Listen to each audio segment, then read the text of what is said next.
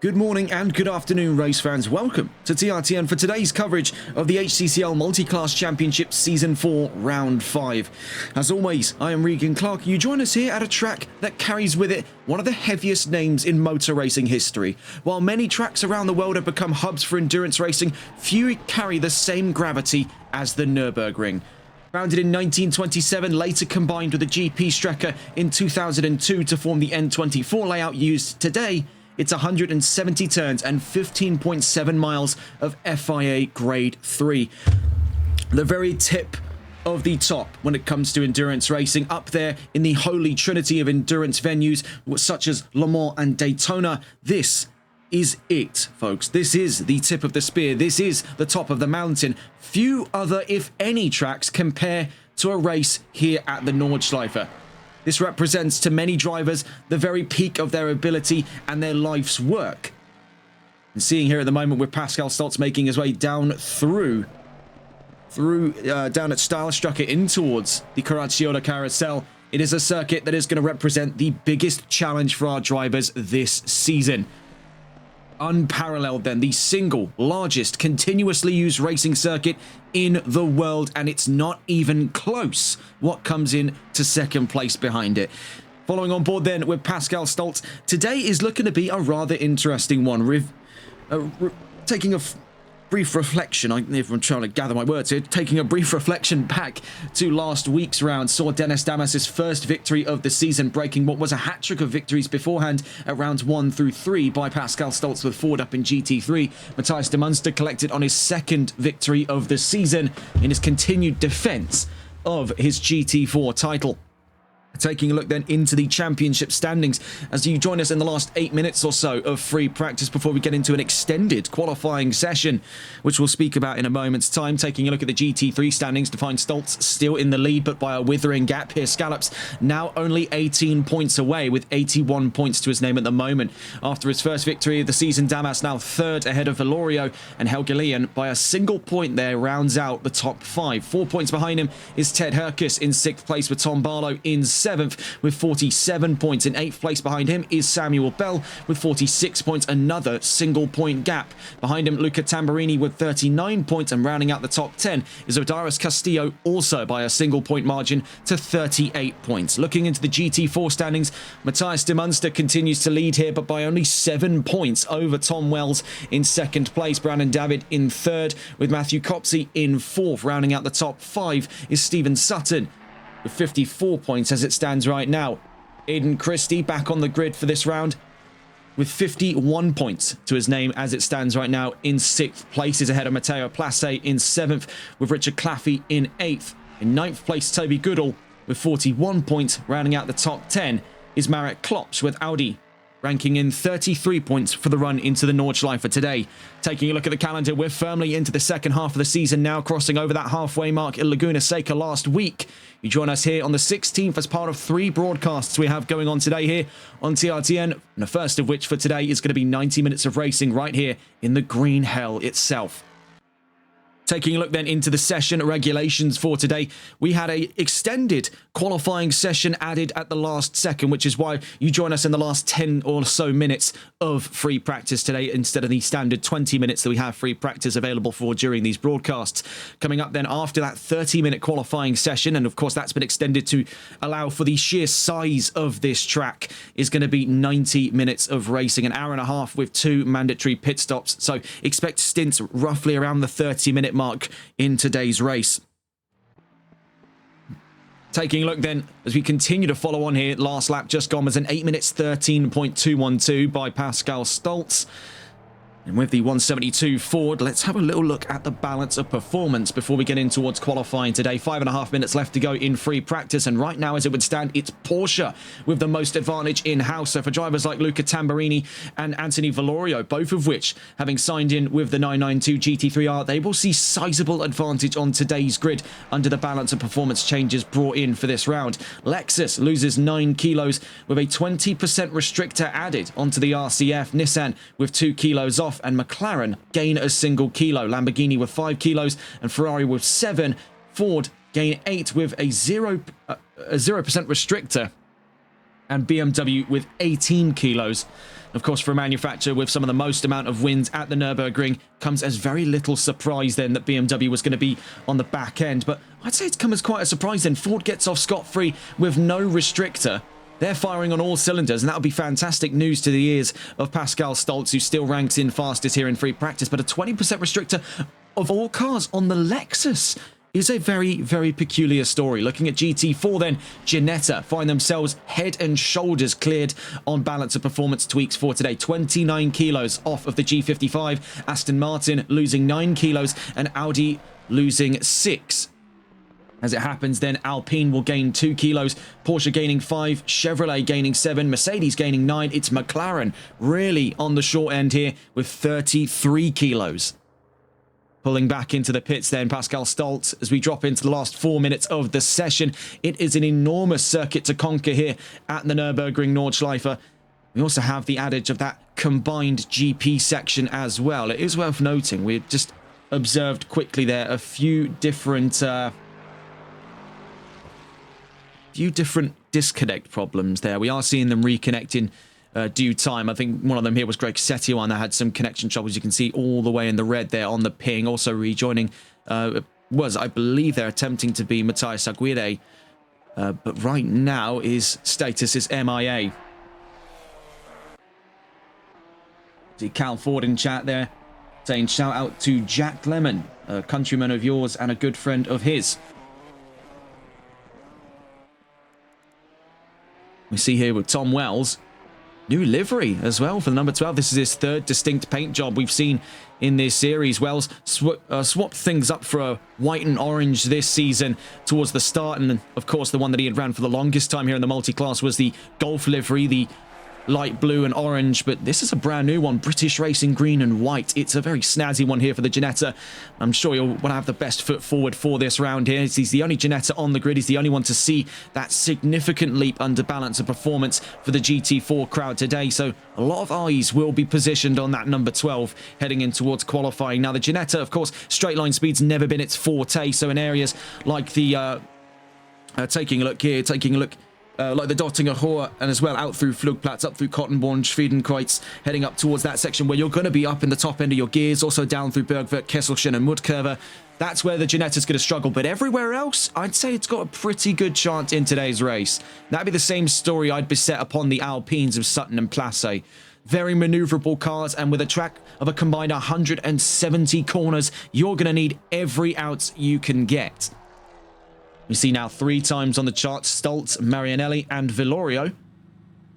And much as we said there would be plenty of eyes on Tom Wells, I'd say exactly the same story here for Anthony Villorio. Best advantage in class for the GT3s. That Porsche could be seeing some significant changes over the course of today's session. Seeing there with those sector times, it's all in the purple right now for Pascal Stolz. Unparalleled performance here in his continued efforts to toe the line ahead of Mr. Scallops, who right now is out on the track, making his way, as it would happen, down through to Galgenkopf on the run to the Dottinger Hohe. And I would advise you ahead of time, as with any broadcast we've had here at the Nürburgring, to do bear with us a little bit. The German you're about to hear was not performed by a professional at all, not in the slightest. Funnily enough, didn't take German in school. Wasn't an option. Took Spanish. Wasn't good at it either.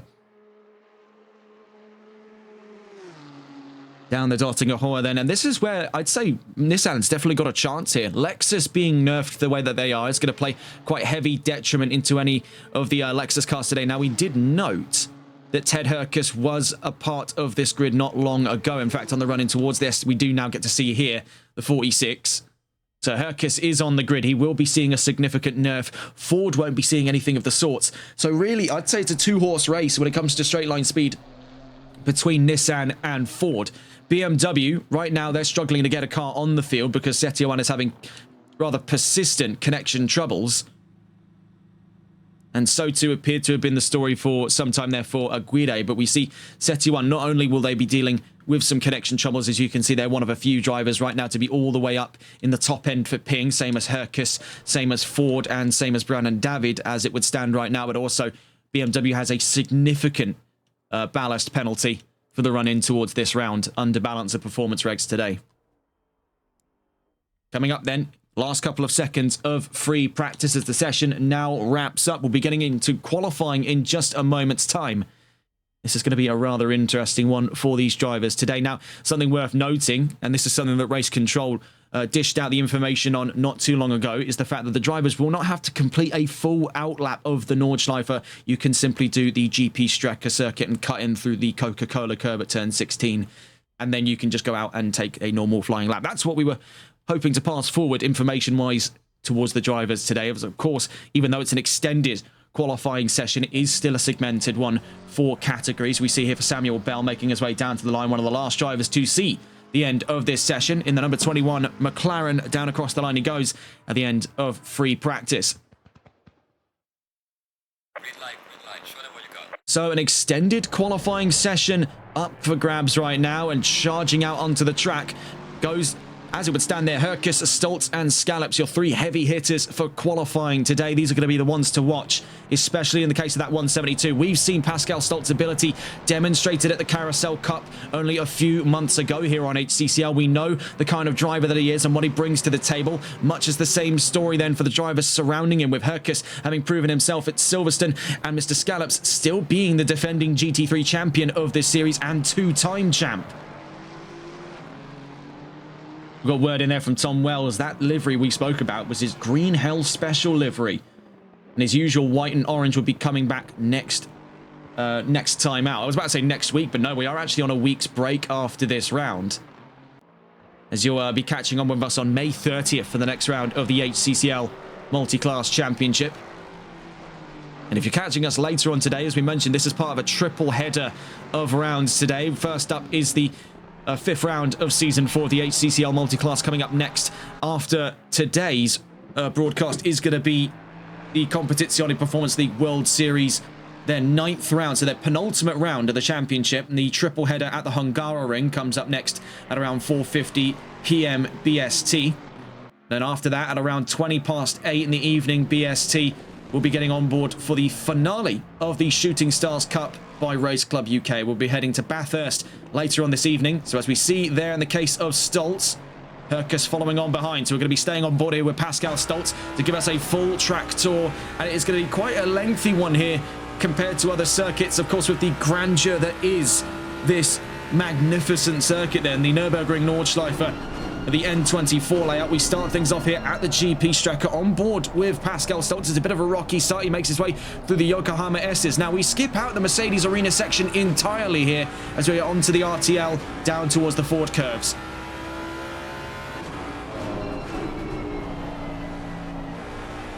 For Stoltz as well, this is a very special circuit to him. He doesn't want to go down in front of the home crowd. He's had a near flawless record this season, bar last round at Laguna Seca that saw him for the first time out of a race. 172 has powerhoused this season so far, and if this is to be the return to form we expect, it couldn't be anywhere else than here.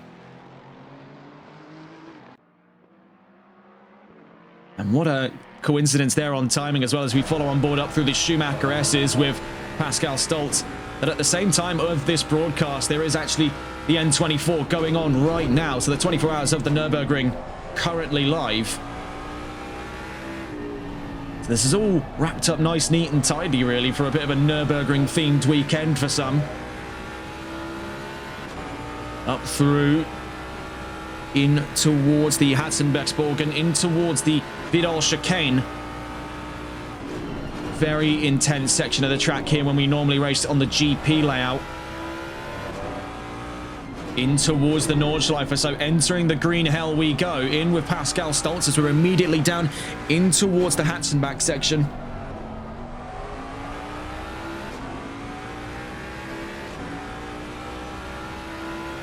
And gone are the standard conventions then of a traditional racetrack. We have now entered a world unlike any other here at the Nürburgring Nordschleife. In through to the Hatzenbach section we go. This winding ribbon of tarmac makes a very, very difficult first section for many. It's what many drivers have seen all too many times in their countless attempts lapping this track. Out through in towards Hoheneichen and the Kittelbacher Hohe as things open up just out past this first section of the Nordschleife. Flat on the throttle then for Pascal Stoltz. We're up towards Flugplatz. You can see there was down a gear just to help the rotation on the cars. He still keeps his foot buried in the throttle. Now up through to Cottonborn. Down through into the dip there, now up over the crest in towards Schwedenkreuz, and this is going to be a very dicey section of the track here, cutting a little bit over the curbs and in towards the run of things at Arenberg. Heavy braking zone here, so do expect some action over the course of the race today to happen down here at Arenberg and Poststrasse. Now as we head down through to the Fuchsrohr, otherwise I believe the Foxhole is what it's called, in a bit of a rough translation to English there. Heading up into a very popular section of the track. If you've ever watched videos of the Nürburgring on YouTube, this is the Adenauer Forst, a very popular section for people to film on, especially during the Touristenfahrten events, where plenty of people who have come onto the track with everyday cars have massively overestimated what their car can do on the brakes and have gone very, very wide into that section, often to quite heavy bits of damage. Down through to Metzgerfeld, heading into Kallenhardt. Through Metzgerfeld, now down in towards Kallenhardt, into this sort of forest section of the track. This is where, much like that first section, down in towards the run of things at Hatzenbach and Hoheneichen, this is a very tight section of the track, and that's a bit of a running theme here at the Nürburgring. It's very old-fashioned by its nature. Very little has changed in terms of the actual architecture of this circuit since its founding in 1927. It's what gives this such an alien feel to any other track, where tracks normally evolve over time, as we now see on the run out through Exmüller into the Ausfahrt-Breitscheid, where many tracks evolve to fit the racing that they sort of accompany, the racing that they facilitate. The Nürburgring is a track simply too large to change. It's you that's going to have to change first, otherwise you'll get a swift reminder of just how dangerous this circuit really is. Out through Bergwerk. Now on the run into a more open section, as we mentioned from before. This is the run through Kesselchen, Muttkurve and Klostertal.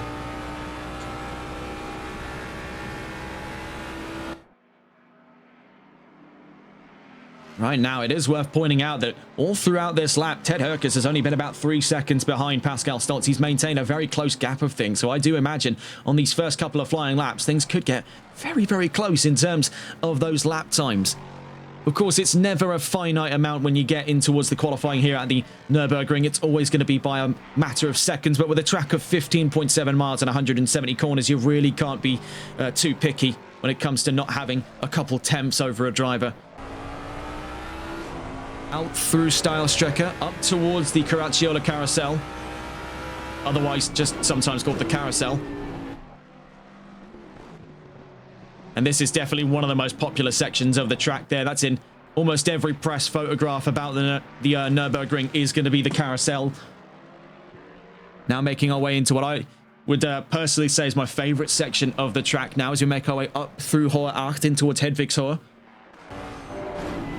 And watching the drivers when they're flat out and in a pure flow state over the course of whether it's qualifying or the race itself, it is a hypnotic thing to see. Now down through Hedwigshohe into Wippermann.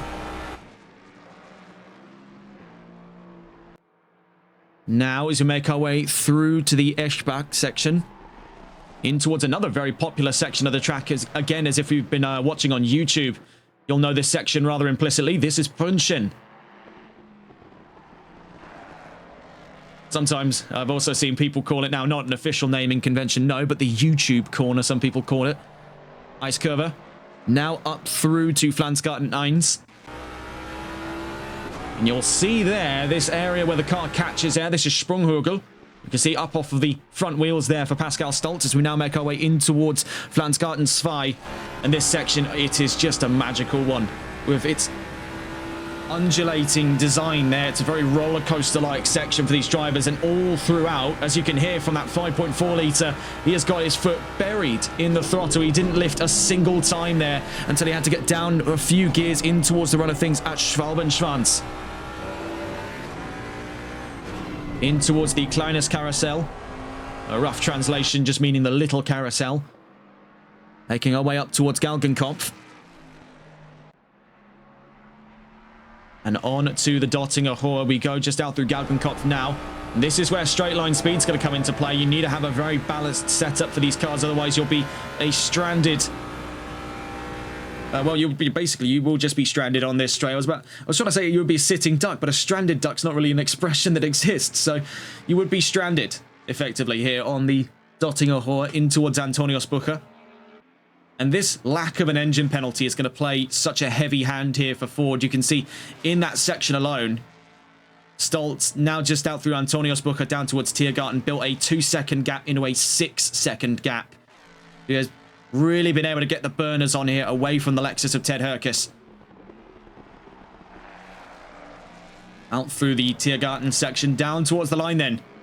Thus concluding our tour of the Nürburgring Nordschleife and the full N24 layout. Down towards the line then for Pascal Stoltz, the first time of today in 8 minutes 10.275. Now, to catch on quickly here with Ted Herkus, and behind him, Mr. Scallops, as Herkus, 5.5 seconds off, Mr. Scallops, 5.8 seconds off. So, be remiss to tell you that I was not expecting gaps to be a little closer here when it came to these two. Only separate, as it happens, there by about 3/10. So expect to be very close racing here between the two Japanese juggernauts at Lexus and Nissan. Giacomo Marianelli goes into 4th fastest. Nearest to the line is the number 393. This is Skate Material. Behind him, Samuel Bell screaming up from behind there with the number 21 McLaren. Material, who made his debut last round at Laguna Seca. Now down to the line, Samuel Bell in tow. You really see the intensity piling on there from the 21. Number 393 and the number 21 across the line. Number 21 goes 4th fastest. Samuel Bell now ahead of both Ferraris for Marianelli and Material. Material going 6th. Number 41 nearest. Anthony Valorio in the top 5 for Porsche. A manufacturer now synonymous to the Nürburgring, whether it's through its GT projects or its various road car lap records. Porsche is an inseparable brand then to the identity of the Nürburgring and vice versa. The very existence of this track and this car in the same time period have played off of each other for decades. And we're coming up on nearly a century of the Nürburgring, with its centenary anniversary coming up next year, celebrating 100 years since its opening in 1927.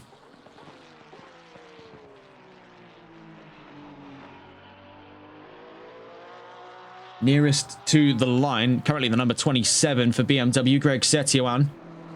As it would appear, a little bit of damage for him there, so it's up in the air whether or not this will be a valid lap time for him across the line. No, it wasn't. And this is going to be an issue faced by the drivers today with such limited amounts of time. They'll have one more lap between them, and if they mess that up, that's all they've got to sit with. And for some of these drivers, they've yet to even put in times on this track. Such has been the case then for Greg Setioan, Luca Tamburini. We're on board at the moment with Lorenzo Bucossi, who could yet change his fate in that number 23. Also met by the same fate at this time, number 223, Tom Barlow. Down to the line then goes Lorenzo Bucossi. And not... Oh, yes, it's a bit of an update there. Onto the timing charts he goes, sandwiched in between his fellow Ferraris with 13.6 seconds between himself and Pascal Stoltz in the lead of this qualifying session. Now, bear in mind, when we cross into the 15-minute mark, that's when the GT4s get to come out to play. Their lap time's up in the range of about 9 minutes. 9 minutes. I've seen a few float the idea of, I think it's even 9 minutes 12, 9 minutes 21, but still, we're in the sort of quarter to mid 9 minute mark for a lot of these drivers when it comes to the GT4s. In the GT3s, though, we're scraping to the low end of 8 minutes. See Stoltz there just cannoning his way up. Now through into the Adenauer Forst. Carrying with him a serious sense of conviction. That number 172, obviously still a little bit hurt there by Laguna Seca and the various antics that went on in round 4. The championship is not looking to be fooled again. Tom Wells suggesting there in chat there's been some going sub 9 minutes in practice in the GT4s. So that's going to be a curious one to study here, as we do see quite a few other GT4s are now piling on the exit. You see here Brandon David and Marek Klopsch currently queuing to go. See still lapping the track at the moment. Luca Tamburini with Porsche. Tom Barlow. Oh, looked like a bit of a wobble there for him, but nothing right now that would have took him out of that lap. Just a bit of a wobble off the exit of the Jalsvaart Breitscheid as he makes his way up towards Bergwerk. We'll catch on with him a little later on as we continue to see there from GT4s. Now more of them piling on the exit as we see there. That in the background is Matteo Place with Alpine.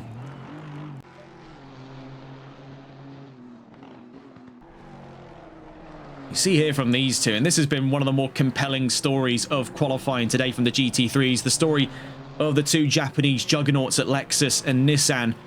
Ted Herkus versus Mr. Scallops. Definitely a likelihood here for that front row start.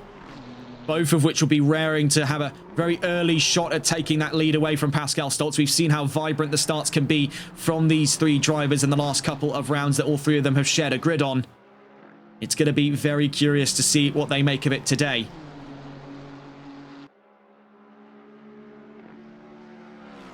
It was trouble for all three of them last round as well, ultimately giving rise to the first victory of the season for that of Dennis Damas, who right now joins us in the Twitch chat, wishing the drivers best of luck. The question therein remains on the run in towards round 5 of the championship as we head firmly into the second half of the season with the gap still as close as it is, 18 points from the lead. Can Mr. Scallops re-emerge to the championship lead in this round, knowing how many opportunities there are for things to go sour in today's race, knowing how much is at risk? What's going to be the strategy coming forward then from the two-time champion? Looking to gun for a hat-trick of championship victories, this is going to be a tough one to call. For Pascal Stoltz, this is fit him like an old pair of shoes. This circuit all too familiar to him in his exploits with Jaguar back in the Carousel Cup. We've seen plenty enough to know the kind of driver Pascal Stoltz proves to be here at the Nürburgring, and it's going to make for a very exciting performance from the German talent here at his home race. 14 minutes then left to go. That already indicates to us that we're about a minute overdue on the GT4s, and they're already scrambling out onto the track. As it would happen right now, we see from Marek Klopsch and Brandon David already out lapping.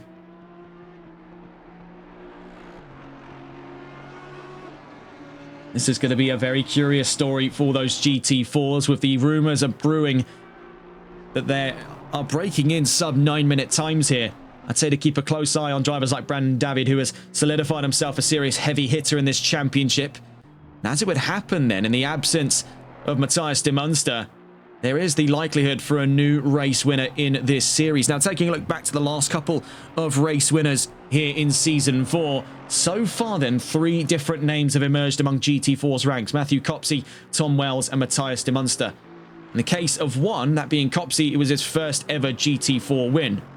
Could we be seeing one emerge today here in the courts of drivers like Marek Klopsch, like Brandon David? I would even say at a glance there to keep an eye out for Tom Wells with that significant weight loss under balance of performance for today. The same therein applies for race winners in GT3. Is it going to be another one here for Pascal Stoltz, giving him 4 so far this season? Or are we about to see the first of the season here for either Herkus or Scallops? Well, it's worth noting that in the time having watched in with Brandon David, both the Lexus and the Nissan are back into the pit lane. And they end this qualifying session only a meager 3/10 apart from one another. Actually, a little less than that as it would happen at the end of this session. Meanwhile, Pascal Stoltz is out through Antonio Spucher just off the exit of the Dottinger Hoa, down towards Tiergarten at the end of what does emerge to be here his last flying lap of the session.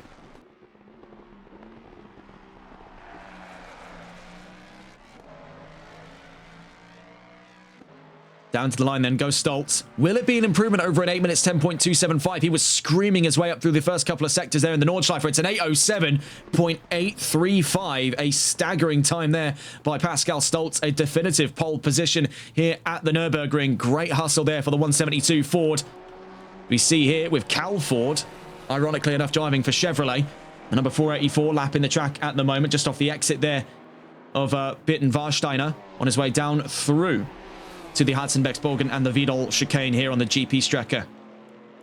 Also recent moves there saw Giacomo Marianelli into the top 5 Ferrari. Now 4th at the end of this session. 5 different manufacturers in the top 5. 6 when you go front to back on those first 3 rows. So keeping an eye out then for the drivers making their way onto the Nordschleife for the first time. We do see among them at the moment appears to be that of Matteo Place. But already a fair deal down the track here. Brandon David down through the Hatzenbach section. We'll go to catch on board then with that Mercedes at the forefront of action for the GT4s. As we just catch him there, Brandon David gets a big tail end slide on the number 16. Fortunately, no contact to the barrier. as it would appear for him, though. That's definitely stunted a lot of his early doors time here. And when you consider that the GT4s are a significant downgrade when it comes to lap times over the GT3s, that effect will be very much so felt here when we're already seeing rumours of them scraping in to the 8-minute mark. They're losing upwards of a minute a lap to the high end of GT3. Meaning they'll have significantly less time for another flying lap. They will have just about enough on this lap right now. But it is going to really be a do-or-die situation for the GT4s. They don't have the luxury of the same kind of top-end performance GT3 brings to the table. Seeing in here, another Mercedes car just on its way down through to the run of things at Kottenborn and Schwedenkreuz. It's Richard Claffey in the number 93. There's a few blips there in the connection for Brandon David's number 16 Mercedes, but we'll try our best to stay on board with him over the course of his first flying lap in towards Adenauer.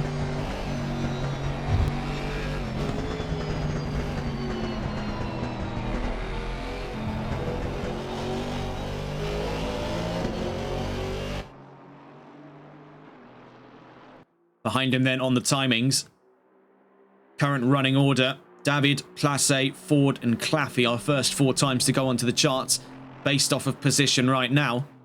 We see for quite a fair few of them, they're showing up as invalidated, so we'll see whether or not that's wholeheartedly the case when we get in towards the scope of our first flying laps.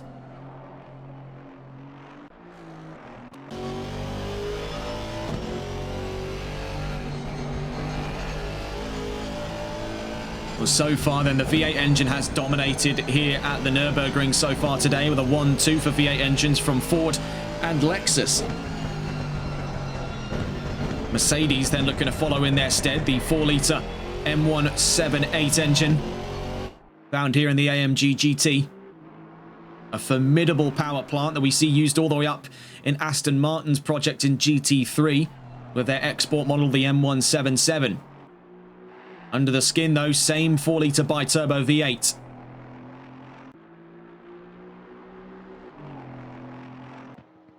Having a glance in to see then, this is Cal Ford.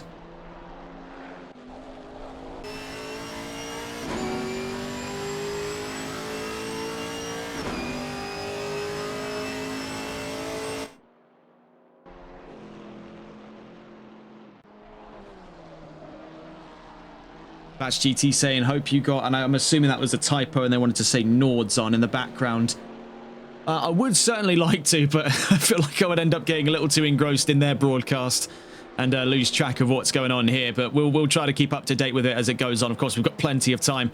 And speaking of 24-hour events, just having recently got underway, we did note the ISF Daytona 24 hours over on iRacing just got underway. Well, I think they're in the running of things for free practice and I believe qualifying. I'm not 100% sure, but we know the event is live today. We do know some drivers that are competing in there, so the best of luck to the drivers from Euro Titans and 5-Star Esports. We wish you the best of luck having seen your exploits here on ACC. Right now, though, 7 minutes left to go from the GT4s here in qualifying for round 5 of Season 4, the HCCL Multiclass Championship, in their first visit of this season to the Nordschleife. And we'll be visiting the Nordschleife in a few weeks' time as well over on the NLRL Sunday League. If you're joining us tomorrow, the season premiere for Season 6 gets underway from the Circuit de Spa-Francorchamps at 6:30 p.m. BST. Coming up later on today then, after this broadcast, we're going live with the penultimate round and the final triple header of the season of the Competizione Performance League World Series. We go live to the home of the Hungarian Grand Prix over in Magyarország, Pest County at the Hungaroring. And later on after that, we go live to the season finale then of the Shooting Stars Cup by Race Club UK. That's at 8:20 in the evening, BST. We'll go live from Bathurst for round 4. Just seen in chat there, Christian LeBay subscribed at Tier 1. They've been subscribed for 6 months. Thank you very much. You're joining us now. We're in the closing 6 minutes of qualifying here in the GT4 bracket of quality for the HCCL Multiclass Season 4 Round 5. Following here with Matteo Place and Cal Ford down through Brunchen on the trailing half of the Nordschleife. Right now, leading that charge up and ahead of them by about 11 seconds up the road is Brandon David. We'll be catching in to see his first and possibly only lap time in today's session as the timer is ticking down very quickly now. Seeing here, close action from Chevrolet and Alpine. in their scramble to become front row contenders in GT4 up through Sprunghügel. We see in the case of the Chevy, went a little bit wayward there. The Alpine was able to tuck through on the run into Flansgarten 2. We see it's much less of a graceful experience for the GT4s than it is in GT3. They're really having to sort of pray a little bit there when they get down on throttle. The car's not going to try and throw them off. They've got far less aero to play with than the GT3s. They're not as planted in that section, and it's very easy for that front axle to go light, just as it did down at Sprunghügel, with plenty of crests involved. Down to the Kleines Carousel. We see this is going to be the night and day difference among the GT4s when we get on towards the Dottinger Hohe. That Chevrolet is going to eat up that Alpine. But as we mentioned, the conversation surrounding Giannetta's performance today, with the most amount of weight lost under balance of performance, the Alpines are going to have the rest of the grid in the corners. Maneuverability at the forefront of its design, but it's here in sections like the Dottinger Hohe where they're going to struggle to keep position. As you can see, just crawling up to him now. Now out in the side draft goes that of Cal Ford as we head up towards the crest of this hill here, up towards Antoniusbucher. As we get up over the hill, we're going to catch on board though with the number 16 of Brandon David, about to presumably set the first of our flying laps in qualifying today here for the GT4s. We already saw plenty of action out from GT3 with Pascal Stolt on a definitive pole position. 8 minutes 7 as he crossed the line. We'll see for Brandon David, though, where does he rank in on GT4? Across the line he goes at 9 minutes, 0.432. From behind then, we see the approach of Cal Ford. And behind him, Matteo Place, the number 484 and the number 49 across the line. Cal Ford goes fastest for GT4. Matteo Place goes third. Number 7 nearest. Here comes the second of two Alpines, Stephen Sutton. And his story throughout Season 4 has been a very unique one, having come away from GT3 down into GT4 and in possibly the most bizarre of changes for vehicle. We see, though, that now Sutton fastest in the GT4s. Could this be his opportunity for a first win of the season? We did mention it before, in the absence of Matthias de Munster, it has kicked the door open on the suggestion of a new race winner in the GT4s. Nearest to the line right now is the number 5, Tim Bruder, with Chevrolet.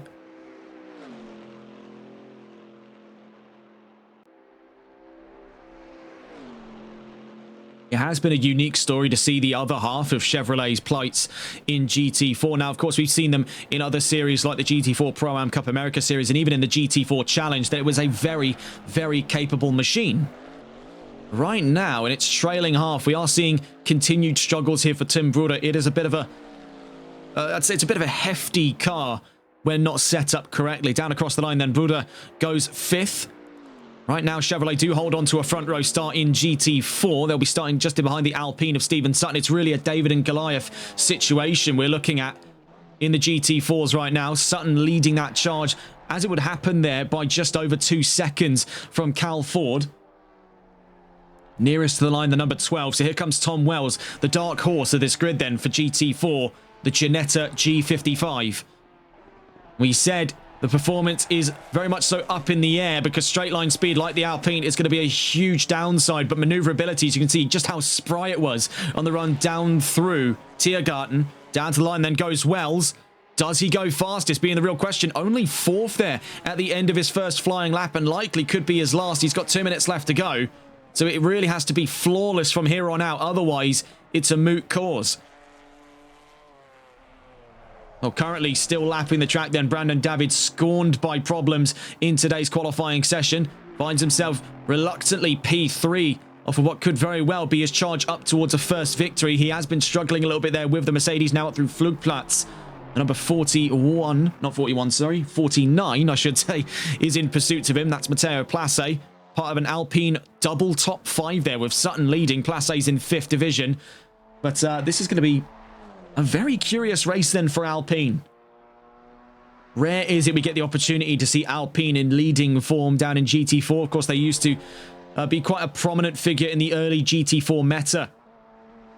Recently, it fell out of favour to the Chevrolet, which has now become the sort of new dominant figurehead of GT4 on the wider scale. I'd also make an argument there for Mercedes, given their performance last season in the hands of drivers like Vladislav Mizin and Matthias de Munster, the latter of which went on to take the championship in GT4 back in Season 3.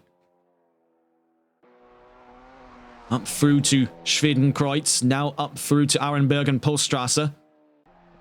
And getting stopped on a dime is really what the Alpine does best, much like another rear-engine car on this grid, the Porsche 911. It has got formidable stopping power. It's got a lot of the physics in its design on its side when it comes to those heavy braking zones, which we're in no shortage of here at the Nürburgring. In towards the Adenauer Forst section we go. You can see, much like we saw in GT3 from Pascal Stolz, Sutton is absolutely cannoning his way up through to the Adenauer Forst section. Now, the weather is certainly looking a little bit on the gloomier side, no mistaking that, but no current threat of rain. But conditions right now hover in and around a mild to warm range. Ambient temperature sticking at around 15 degrees, track temperature at 19, so more than tolerable conditions for the drivers today, and I'm sure they wouldn't want another wet race on their hands. You see with Ford having withdrew to the pits some time ago, the story of that pole position for GT4 rests in the hands of two drivers here, both of which down in towards the same section of the track, with one just escaping it. Now we see here from Brandon David in the number 16, third in the session. Sutton still lapping the track, fastest at the moment for Alpine. It has been a formidable performance here by the American talent in what has been, I'd say, one of the arguably most bizarre changes from out of Season 3, now starting to yield fruit for him. The Alpine looking very, very capable in this round. We'll see, though, when pen meets paper and we get into racing for 90 minutes here at the Nordschleife, whether or not the Alpine can hold up to the form it's already displayed here on the qualifying. You see for Marek Klopsch just back onto the Nordschleife as it would happen. And he marks one of four drivers right now with no time set, the other being Claffey, Setioan and Barlow.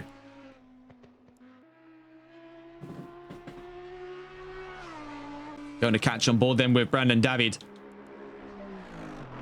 Right now makes his way up towards the run of things at Klostertal and Steilstrecke.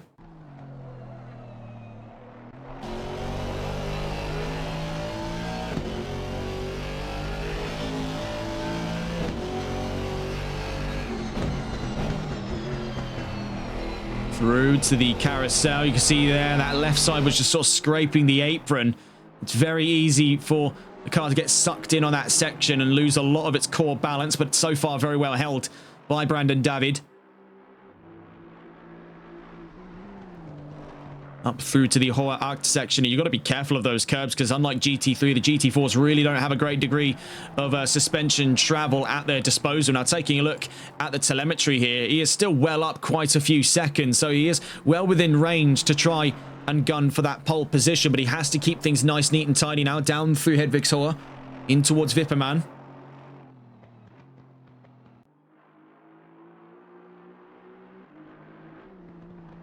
Heading down through Eschbach in towards Brünchen. The load does get lighter here for the number 16 after this section. Out through Brünchen in towards Eiskurve.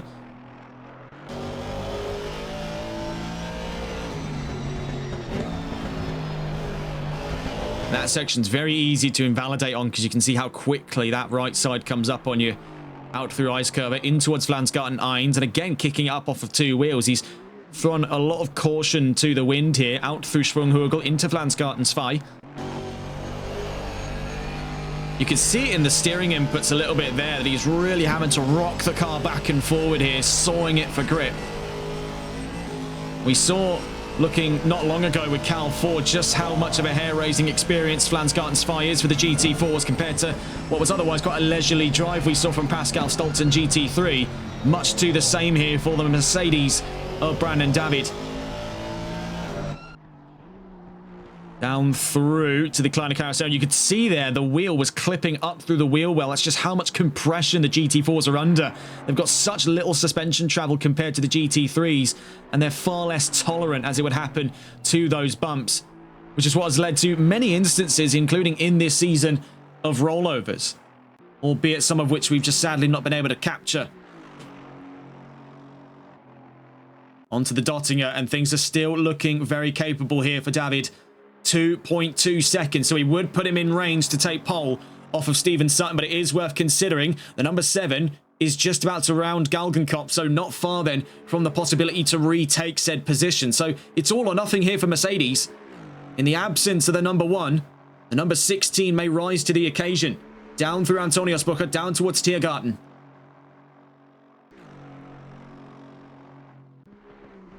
Right now then, as we barrel down through Tiergarten, down towards the line then at the end of qualifying. Now 2.6 seconds up, so it's been a notable turnaround here. It's going to bounce down to about 2.4, 2.3 seconds as he approaches the line. But for Brandon David, could it be pole position as he crosses the line with Mercedes? It's only second, so it really does go quite the length to explain there just how fast that Alpine has been. The little Alpine that could then, in the hands of Stephen Sutton, is, as it would happen here, on pole position, and it could very well be extended up from the current margin it sits at. Down towards the line then, currently 49.2 seconds off the fastest time. We'll use that as our benchmark for referencing. It looks even faster here for Sutton, but across the line we go. We'll see if it is the case. It is 48.172 seconds away from Pascal Stolz. Taking a look then for that time by the leading GT4, that is an 8 minute 56.007. Remarkable stuff there for Stephen Sutton. Pole position for the first time this season for Alpine. Waiting then on one more driver. As it happens then, it's Marek Klopsch. We saw him queuing on the pit exit not long ago when he was side by side with the number 16 Mercedes of Brandon David just before the GT4s got to come out and play here in quali. Now we see in the very lone end of this session, down through Hedvigshoer in towards Wippermann, following here with the 95 of Klopsch. The Audi stranded and without a line. In towards Eschbach. As it would appear, though, there is an end-of-session timer at play. That currently gives him about 3 minutes to get down here. So he has got the time, but if he invalidates even once, that's his session completely sundered, and he'll start from the back. Oh, and he's gone out wide there, and there you have it. I said it would catch someone, and catch Marek Klopsch. It did. The end of this session, then, pole position for Pascal Stolz in GT3 and for Stephen Sutton in GT4. A very surprising turnaround in today's proceedings of qualifying, especially for those GT4s. It was an absolutely dominant performance by Stolz. 8 minutes 7.835. Stephen Sutton, one of a very rare number of drivers for the GT4s to break into that 8 minute bracket. Then 8 minutes 56.007.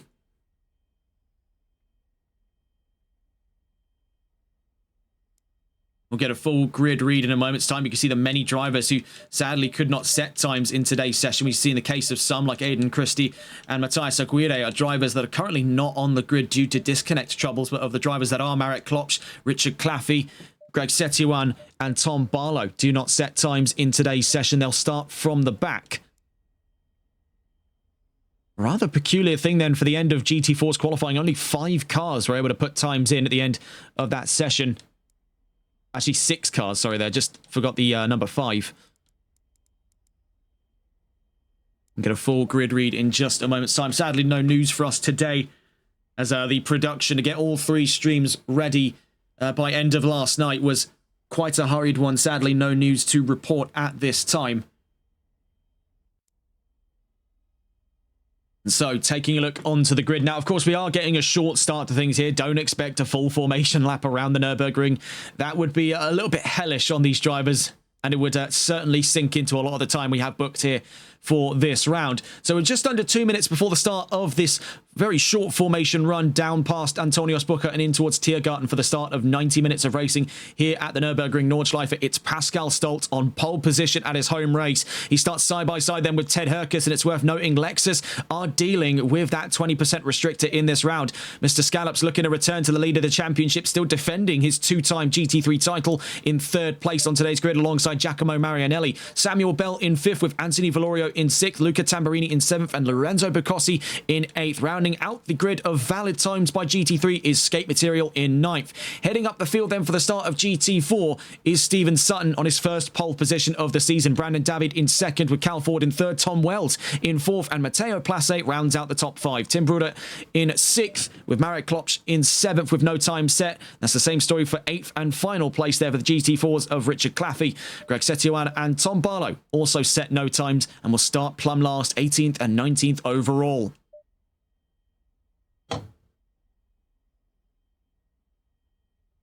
And so, to remind you then of the regulations at play, taking a look at things here, just at the end of qualifying, now coming up 90 minutes of racing, 2 mandatory pit stops for fuel and tyres. Expect those stints to look roughly in the shape of about 30 minutes each here, but of course, with how long the laps take on average, well over 8 minutes per lap. It's going to be a case where the drivers are going to have to play things to a little bit more of an inaccurate art when it comes to those pit strategies. Do expect a few curveballs here and there for the run in towards round 5 of the championship here at the HCCL Multiclass Championship Season 4. On board then, the man on a definitive pole position, Pascal Stoltz, looking at a return to form after dismay at round 4 in Laguna Seca. It's a proper return to form in quali, but now pen has to meet paper, and 90 minutes of racing has to deliver yet another win here for Stoltz for him to continue his leading form of this championship. He's got ample competition from behind from Hercus and Scallops, the latter of which only 18 points away at the forefront of the GT3 championship. So joining us in chat there, Archie702, you join us right now on the formation run down towards the line here for the start of round 5 of Season 4 of the HCCL Multiclass. Right here as we tackle the green hell, the Nürburgring Nordschleife for 90 minutes of racing, one of 2 Enduros this season. And taking a look just before we get into racing here where we're at, only 4 more rounds to go starting from today. We're firmly into the second half. 2 90-minute races coming up at round 5 and round 8. You'll join us next in 2 weeks at Suzuka. But before that, 90 minutes of racing to get underway here at the infamous Green Hell, a track with no comparators, a track with no remorse. We're here at the Nürburgring and not far from going green and racing in the Green Hell itself. Down to the line we go then. 19 cars in all. 10 on one side, 9 on the other. Here at the Nürburgring Nordschleife for Season 4, Round 5 of the HCCL Multiclass Championship. We're green and racing here in the Green Hell, and a great start from that front row. Hercus and Stolt already getting away strong. Right along with them there is Mr. Scallops in 3rd place. Now 3 abreast on the run down to the Yokohama S's for the first lap of racing here at round 5. A great getaway by Stolt to stay up and ahead of Hercus, but we see there filtering on through is Giacomo Marianelli, who turns around Ted Hercus momentarily on the run through the Yokohamas for the first time. It is bedlam on that race start. Yellow flags are out for the 484. It's Cal Ford in trouble down in GT4. We see here stranded at the Yokohamas on the gravel. Right now, heavy front end damage as the first casualty of this race emerges in the form of the 484. Big trouble there. He gets back up and running, back in the green flag conditions here as action ensues. We see Skate Material has fallen in behind 2 of the GT4s. That's Stephen Sutton and Brandon David, who it's worth noting now leads the GT4s on the run in towards the Nordschleife. Watching here with Stephen Sutton, he had a formidable qualifying session, but having an even better start was the Mercedes now up and ahead of him, Brandon David. We've seen had a few issues with stability in this race. If Sutton can keep his head low and out of trouble, there is nothing to say he can't regain that lead. Getting a look back up towards the front of the field, though, to see that Giacomo Marianelli, as it would appear, I almost thought there he was in the lead. I think it was a bit of a glitch with these systems. No, Stoltz is in the lead. It shows him for some reason in 3rd place, but Marianelli behind him in 2nd shows 1st. Make that make sense. Down through the Vidal chicane, Marianelli had a formidable start then. We've not even hit the Nordschleife. We're still in the GP Strecker. Now getting into the Nordschleife for the first time here, on with Pascal Stoltz, who got a great getaway into the start of this lap. So having a glance then in at things here to see Pascal Stoltz leading over Giacomo Marianelli, Ted Hercus and Mr. Scallops behind, rounding out the top 5. Then Samuel Bell with McLaren in GT3. Then getting a look at things into GT4, Brandon David leads over Stephen Sutton. Cal Ford wiped out on the first couple of corners. Actually, I think it was actually at turn 1 for him there. We also see another heavy bit of damage here. This is for Tom Wells, who currently stacks in GT4's 3rd place. And then we see, heading up through the order here, Marek Klopsch now ahead of Richard Claffey and Matteo Place to make Division 4th. Up through Flugplatz then for the first time here at the Nürburgring for round 5's race. So far it has been a formidable start to action here for the 172. He's kept the hammer down and he has gone down through the run of things at Kottenborn in towards Schwedenkreuz. Has left absolutely nothing up to misconception here. Stoltz is here for another win and he will not take no for an answer. Getting a look in then with Mr. Scallops in his pursuits then of a podium. Right now falls in behind Ted Herkus and Giacomo Marianelli. It's worth pointing out in the case of Marianelli, what a start the Italian had, albeit it was a bit of a bump and a scrape down at the Yokohamas, but a formidable start nonetheless. It was 3 abreast between Nissan, between Lexus and between Ford on the run in towards the first part of the Yokohama S's before the 172 got way down on the brakes. Last of the late breakers there for Stoltz to keep his leading position. That could have got ugly if they tried to keep it 3 abreast all the way through that section. That's what very nearly led to a wipeout for Herkus. Right now, that keeps Marianelli up in second. GT3's rocketing away, but it is worth noting action from the front lines of GT4. We see currently sandwiched in between the 2 leading GT4s is Luca Tamburini in the 813 Porsche. We see for Brandon David just holding the left-hand side of the track. So that Tamburini, as you can see there now emerging up over his nose, can get out of ahead without him losing too much time. You can see sawing the wheel there. Something clearly awry on that Mercedes. Wrestling that car on the run in towards the run of things at Kallenhard. There is a lot of dust up in the eyes there, which would suggest to us that someone has come out way wide and possibly rode the wall down into Kallenhard. So to keep an eye there for the Ferraris of Material and Bicossi as the ones next up the order. You see, though, the fight of GT4 starting to emerge here. Brandon David versus Steven Sutton. Meanwhile, Tamburini out in front is on the wall. That's a yellow flag out surely as he gets back up and running, but his left-hand side is totally dusted, and into the wall goes Brandon David. Steven Sutton goes up into the lead. They re-emerge side by side here. Sutton's now up and ahead. That was really quite a bit of a kerfuffle down through that section. I'm not really sure what to say without having a sense of myself, but that was interesting down through that area of the track, out through the asphalt side up towards Bergwerk, as we now see Steven Sutton leads in GT4. Brandon David with damage now drops to second. Tom Wells with damage also currently third. And the last of those podium positions. We see, though, more trouble for David as he clips the curbs just for the run in towards Bergwerk. Very nearly got rocketed across to the Armco barriers on the far end side. Creeping around in the background there, that's the number 12, Tom Wells. And now we do get to see the number 51 is in trouble. That's Marianelli, and Scallops, seemingly also with damages, slows down for the run through to Klostertal and Stylestrecker as something seriously awry has happened here for Giacomo Marianelli. Let's see if we can go and find with the Ferrari. We also see significant damages here for Tamburini, but that's still reeling from an earlier incident. What happened here for Giacomo Marianelli? That steering damage, you can see it there, and the attitude on the car as he makes his way in towards Carousel. Getting a look as the front end emerges. It's clearly steering damage, but in terms of aero damage, it's relatively minor. We're getting a look here. He is having to yaw that wheel over a little bit to the left. Let's have a look on the interior cameras just to get a bit of a better perspective of things here. This is from Giacomo Marianelli's point of view. Oh, the car's just snapping away from him there. That Ferrari wants nothing to do with Marianelli. That is a very, very upset Ferrari. Make no mistake of it. This is going to be a tough one for him out through Hedvig, so I will catch on with him with any further updates. Right now, though, checking back in to the GT4's leading fight right now as Sutton barely holds the ground up over a scorned Brandon David, but the back end goes light again. That Mercedes absolutely despises David at this time.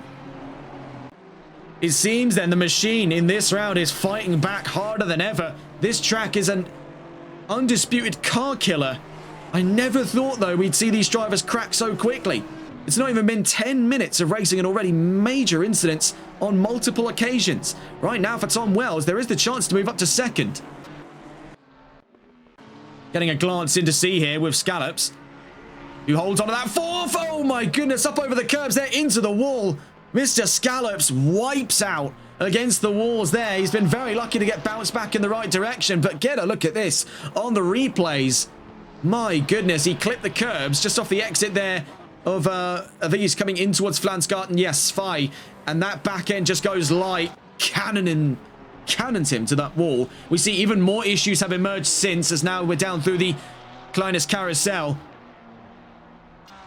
Even more trouble then for the two-time champion, coming apart at the seams. Scallops is fading. Down through the Galgenkopf, can barely keep the car in a straight line. Oh my word. Could this be a possible DNF here for Mr. Scallops? That gap was 18 points coming into today's round between himself and the leading Pascal Stoltz, and that certainly looks to grow quite a lot more after today. He's onto the Dottinger, but you can see the absolute state of that Nissan. That's destined for the scrap heap if he gets into one more incident. Meanwhile, for Stoltz, this is just a breezy Saturday drive for him. He's brushed off anything this track's thrown at him so far, and after that first lap, by the way, first lap of this race, 8 minutes 15.685 from the 172. Great start to action then for Pascal Stoltz, but everyone else behind him has been receiving both barrels of this circuit. Ted Herkus currently second, Samuel Bell in third. Mr. Scallops now drops down past the top five. Valorio to fourth, Barlow to fifth, Marianelli into the pit lane. Of course, he also had damages, so now an update there from the 51. Now into the paddock. Lorenzo Bucossi moves to sixth place. Scallops still limping there, as you can see, getting up past him. A triple header of cars right now. Claffey versus Place in front of them. Here's Greg Setioan. Down through to Tiergarten. Right now, this is a fight for Division 5th between Mercedes and Alpine. Speaking of Mercedes and Alpine, getting a look here now after the first lap. Stephen Sutton leads over Brandon David by 1.3 seconds. It's worth noting there, David with damages and a car that is very unhappy as it would happen right now. Eric Klopsch in third. A great turnaround here for that number 95. The Audi, no time set at the end of qualifying. Klopsch now on the podium in GT4. It's been a formidable opening drive then from Marek in this round. McClaffey now in fourth. Tom Wells now into the pit lane. He was briefly third in this race, but that heavy front end damage has brought him in early. And that number 12 will go no further until he gets that front end fixed. This now upgrades Claffey and Place's fight to fourth as they make their way down through the forward curves. Looking up through the order, Barlow v Valorio is on the cards here off the exit of Bitten Warsteiner, but it is worth noting there are yellow flags out on the Nordschleife for the 813 of Luca Tamburini. Right now, it is a sorry state of affairs for that Porsche. You can see bouncing from Armco to Armco. That front axle, I have never seen one more mangled there. Surely that thing isn't steering. More or less, it's giving the broad suggestion of a corner.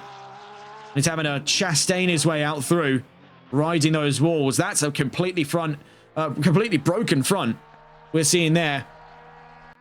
I'm not 100% certain that that's inputs from the driver. I really do think that might... No, it definitely is inputs from the driver, but you can see just how loose the axle is now. No suggestion of steering from that Porsche. This could be a DNF here for Luca Tamburini. Mr. Scallops in the pit lane. You can see the state of that Nissan as it's come in. Crossing out past him there, Giacomo Marianelli. That is a very tough reminder of this circuit and the brutality it brings to the calendar. Big trouble then for Scallops. Hopefully he can try and turn things around in today's race, but with nearly 15 minutes crossed in and multiple major casualties, this is going to be a tough one for any driver. Barlow v Valorio still on the cards here. They're out through towards Schwedenkreuz. You can see the Porsche just up in the background there. We're following with Tom Barlow in the number 223. Also worth noting there, had a great turnaround in today's session. But it was bedlam on that first lap, especially down in the Yokohama S's. That's what took Cal Ford way down the order. And speaking of Cal Ford at this time, he is back out on track, but a considerable distance down from the rest of the field. He is, though, looking at the possible chances to move up to 18th there with a still limping Tamburini. Right now scraping the walls down the Dottinger just out past the tourist centre on the right-hand side. Stoltz leads from Herkus by 8 seconds with Bell in third. I believe here, just glancing in for Samuel Bell, this could very well be the chances of his first podium in this series.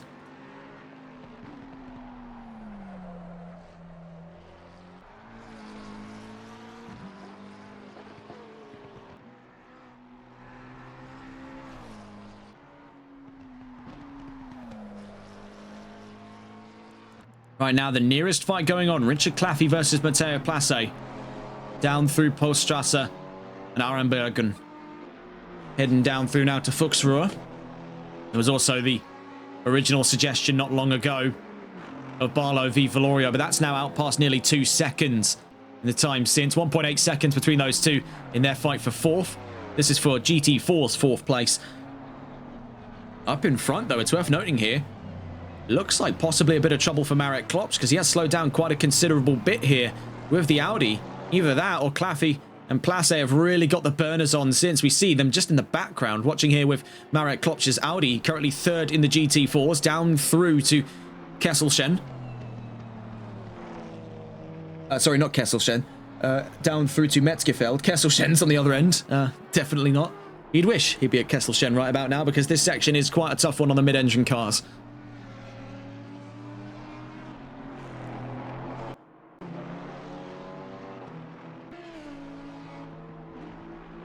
We also got updates there from the 813. Has fortunately made it to the pit lane. So for Luca Tamburini, repairs can begin, but he's going to be in there for a long, long time with the damages he's incurred on that lap. It looked very, very bad for him at the time.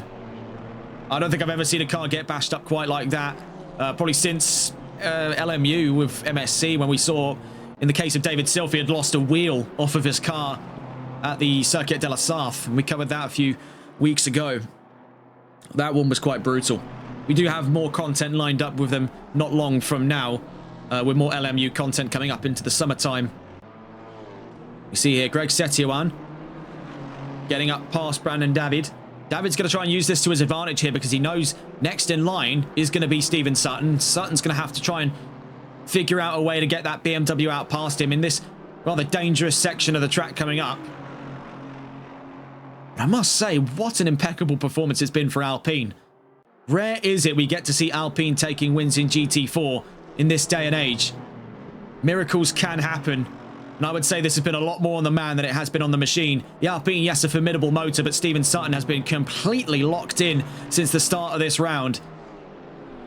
And this is, by and large, one of his most competitive drives we've seen in this series since last season's battle with Dion Helge-Leon in Bathurst, the Battle of the Mustangs that prevailed over over season 3.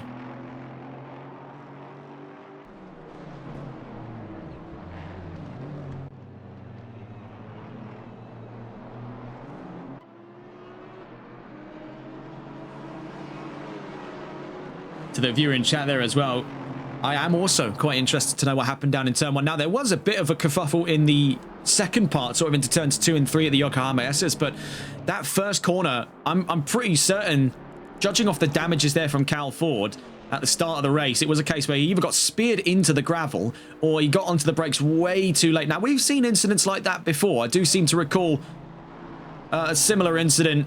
I believe it was surrounding, I think it was Matthew Copsey in his time with Porsche, when we went to the GP Strecker. Very similar incident. But that's when he got onto the grass, so the back end came light. When he got onto the brakes, the car just couldn't slow down in time. It was already careening across the track, and it led to this huge sort of domino effect down into turn 1. I wouldn't be too surprised if that's exactly what's gone on in the trailing half of the GT4 grid on the run into lap 1 today.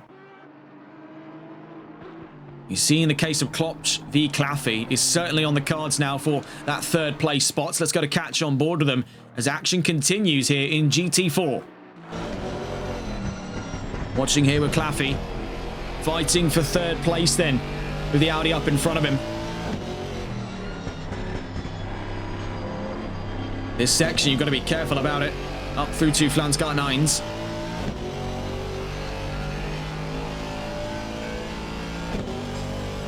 Into the Sprunghugel, you can see just how much bounce there is on the Audi. Into the gravel goes Marek Klopsch. Does he collect the wall, being the question, as he's now taken for position there by Richard Claffey and by Matteo Place. He's done very well to avoid that wall, but it has cost him 2 positions in the long run out through Flansgarten's fight. Claffey up to a podium.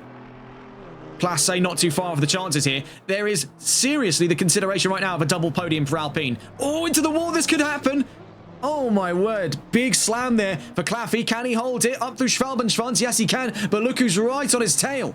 So we see more troubles here for Brandon David. This is down just past the Kleine Carousel into Galgenkopf. Let's go and find the Alpines here. This could get very interesting. We now see, in the case of Place, he's up past, but this is going to be to his detriment. Rounding Galgenkopf, Claffey on his tail. That Mercedes is better in the straights than the Alpine. Alpine, the serious underdogs of GT4 for this season alone. In the hands of Matteo Place and Stephen Sutton have really come alive today. David and Goliath. Mercedes and Alpine.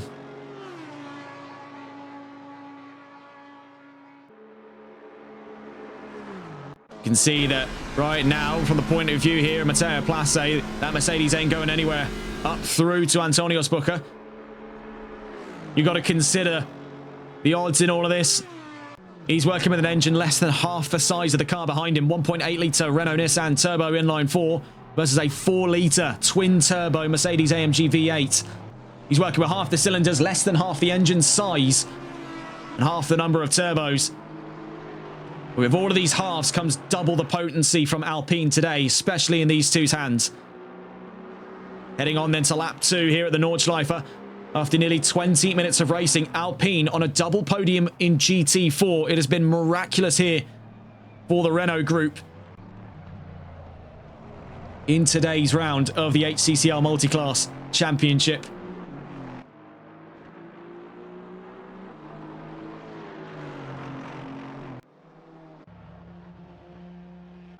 And I will have to consult the records here because another underdog brand we spoke of quite a lot in GT4 has been Ginetta. We see here from Tom Wells's point of view down the Dottinger Hoa. But as it stands right now, I'm not quite sure if Alpine has ever taken a race win in the multi-class. This is something we're going to go back and check through the archives on. We'll have more concise answer towards the end of this race because we could very well be looking at history being shaped here by Stephen Sutton. You see from Mr. Scallops' point of view right now, 10th after his major damages. He's out through to Flansgarten Eins on the trailing half of the Nordschleife. He has stranded out quite a fair distance here, but it is quite miraculous to see that the crews have got that car pieced back together. Out through the Sprunghugel, he's back on the charge, but he's going to be a long way from home here when it comes to the rest of this race. Looking from Claffey's point of view, that continued fight for third, but there was big troubles for him down through to the run of things at the Schwalbenschwanz.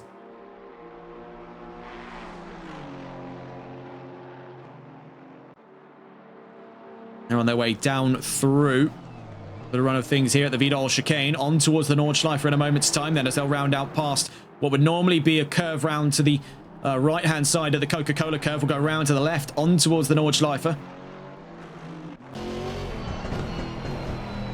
The Mercedes cars, normally a formidable asset of the GT4 field, have really struggled under the duresses of this track today. It's quite a surprise to see their performance falter in such a way here to have given rise to Alpine's chance of not only podium materials, but very likely the case of their first ever win as a manufacturer in this series.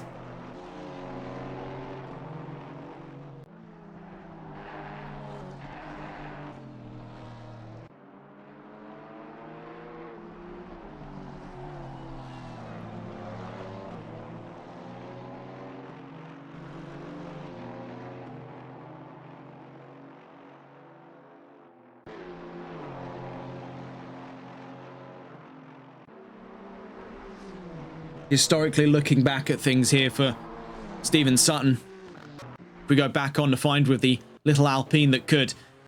Now looking back through some of the archive data, this is not his first rodeo with Alpine, but it certainly came as quite a bizarre thing to see the whiplash between a choice in GT3 with Ford dropping down to one of the more petite cars of GT4. You really would have thought the transferable skill would have led him in the direction of maybe Mercedes, Aston Martin or Chevrolet, but no, as it turns out, this one's got history with Alpine. Season 2 of the Multi-Class Championship saw him compete with Alpine. 3 pole positions, ended up 3rd in the championship, but poignantly enough, no race wins.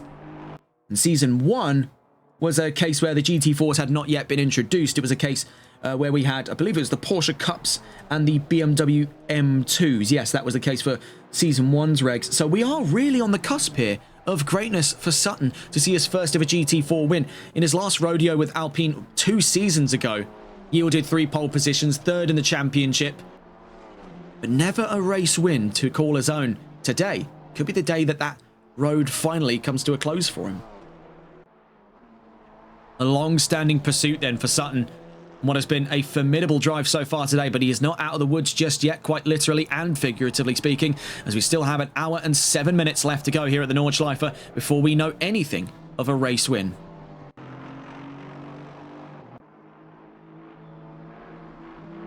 Seeing here with a continued fighting for Place v Claffey. This is for third in class on the GT4s. Getting a glance up in to see action from the GT3s, wherever it may be hiding, but right now things are far more sparse at the top level.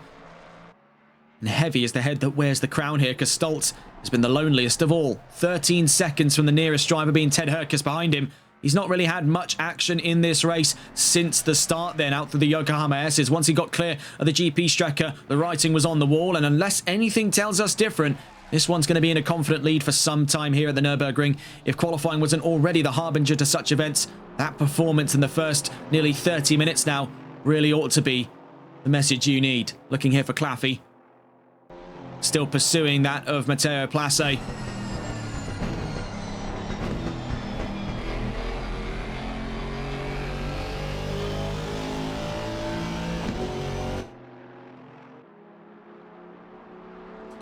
Looking then at the overall order of things, coming up onto the first 30 minutes of racing here in round 5 of the HCCL Multiclass Championship Season 4.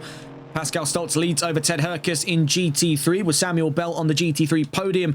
Anthony Valorio in 4th, Tom Barlow 5th, Lorenzo Bucossi in 6th, Skate Material in 7th, and Greg Stettiwan having climbed the order there to 8th in GT3. Taking a look further down the line, then casualties for Giacomo Marianelli, Mr. Scallops, and Luca Tamburini leave them stranded out past the top 10. In the case of the latter two, outside of the top 15. In GT4 then, Stephen Sutton leads over Brandon David by 5.3 seconds. We're watching here the fight for third, also between Alpine and Mercedes, being between Matteo Place in 3rd and Richard Claffey in 4th. Tim Bruder makes division 5th for the Chevrolet team, the number 5 Camaro, currently in that top 5. Tom Wells in 6th, with Klopsch in 7th.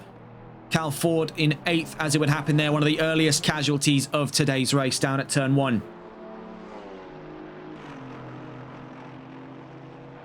Troubles through the carousel then have only expanded that gap between Claffey and Place as they make their way up through to Hedvigshoer.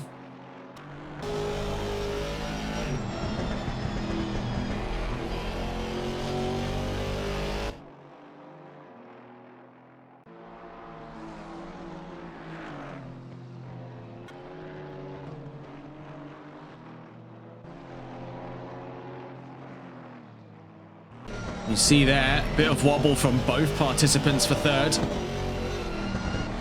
Making their way in through to Eschbach, in towards Brunchen. Oh, into the wall there. Oh my goodness, sorry, I was just having to mute the microphone, but have a look here on the replay. Wiped out against the Armcos, the Alpine and Matteo Place. I had to scramble to get the microphone back on there. I was blowing my nose, but my goodness, that's blown my mind. Seeing the Alpine tumble into the wall. Back end getting ever so slightly light after touching even just a speck of gravel. Claffey now to 3rd, Place 4th, but with damage on his front end. We've got word from the pit lane. The 223 is in. Brandon David, 4.5 seconds between himself and Stephen Sutton.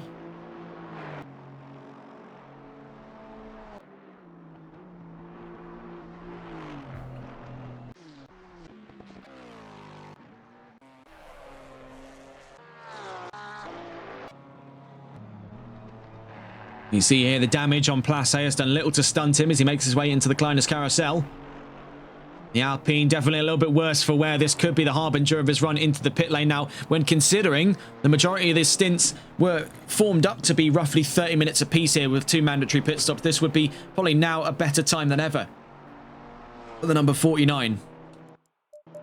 Taking a look then to see the order of things, to see that Barlow was into the pit lane. Now emerges out from it, having served his first mandatory pit stop, not yet having repaired the damages on his Ferrari, as it would appear. Not prioritising that, as it does seem to be somewhat of a secondary concern. Everything looks in order on the 223 right now. Looking here, staying out onto another lap, then goes Sutton, whereas Brandon David is coming in. Likelihood then for Place to come in is still quite high as it stands.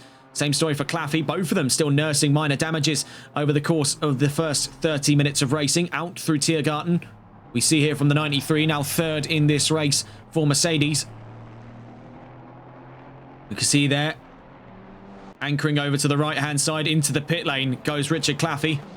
As for Place, same story. So 3 of that top 4 in GT4 are now in. We do have word here of what looked like trouble for the number 12. Yes, this is for Tom Wells, who's having a bit of bother. We saw he was very early into the pit lane to get that front end fixed, but as it would appear, it's either been fixed and damaged again, or they never fixed it from the start. Out through Galgenkopf, brought out the white flags there for a slow car moving. That did raise a few alarm bells for us here.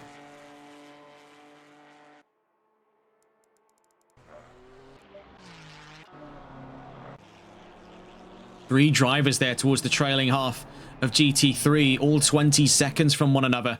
20.2 in the case of Bukossi to Barlow. Material 20.5 there from Material to Bukossi. More recent outlier then 22.9 for Setiawan to Material.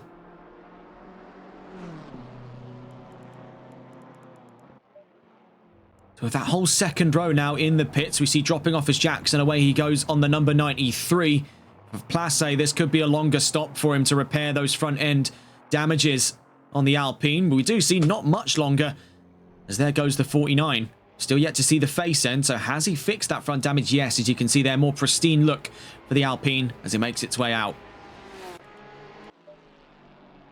The case of Tim Bruder, he's now gone up to third in this race, but strategy could bring him back into it. Actually, as it would happen, yes, that is going to be third, as Brandon David is just up the road from him now on the exit of the Dunlop corner in towards the run of things here at the Schumacher S's. And much like a few other drivers we've seen here, the consideration to get front end damage fixed was not heavy on the mind here of Brandon David.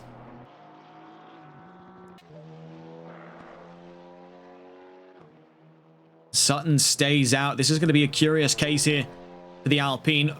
Seems pretty obvious now, looking onto this lap, that he is going to be coming in to the pits on this lap. But he's got a long road to travel on before he brings that into the context of the here and now.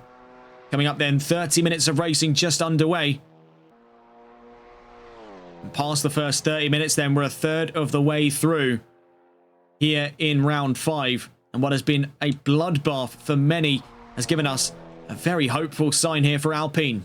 Great fight back then by Sutton to get back up and ahead of Brandon David. Held his nerve throughout the first couple of laps there to retake the lead from Mercedes. Who had a formidable start, but it all came apart, and that seems to be a running story here for a lot of the Mercs on this grid. That AMG is starting to come apart a bit at the seams here at the Nordschleife. Oh, trouble for Marinelli at Schwedenkreuz. Can he hold it? Can he hold it down towards Arenberg? So close to the wall. How he has not hit the wall there, I simply couldn't tell you.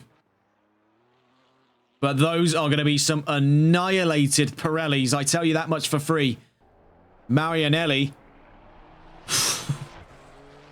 more than likely now advising his pit crew on top of a change of tyres, maybe a change of trousers as well. After an incident like that, out through Schwedenkreuz, narrowly avoids contact to the wall at Arenberg. Now on his way down through the Fuchsrohr. Those tyres are going to be seeing better days. And now it could very well be the case of a bit of a limping lap here for Marinelli. You can see just how uncooperative those tyres are. And into the wall this time goes the 51. Continued frustrations for Marinelli and Ferrari. Trouble in the early parts of today's race, and it's only gotten worse here for the Italian talent, who was looking rather strong on the run in towards today's race. Marinelli, an early casualty.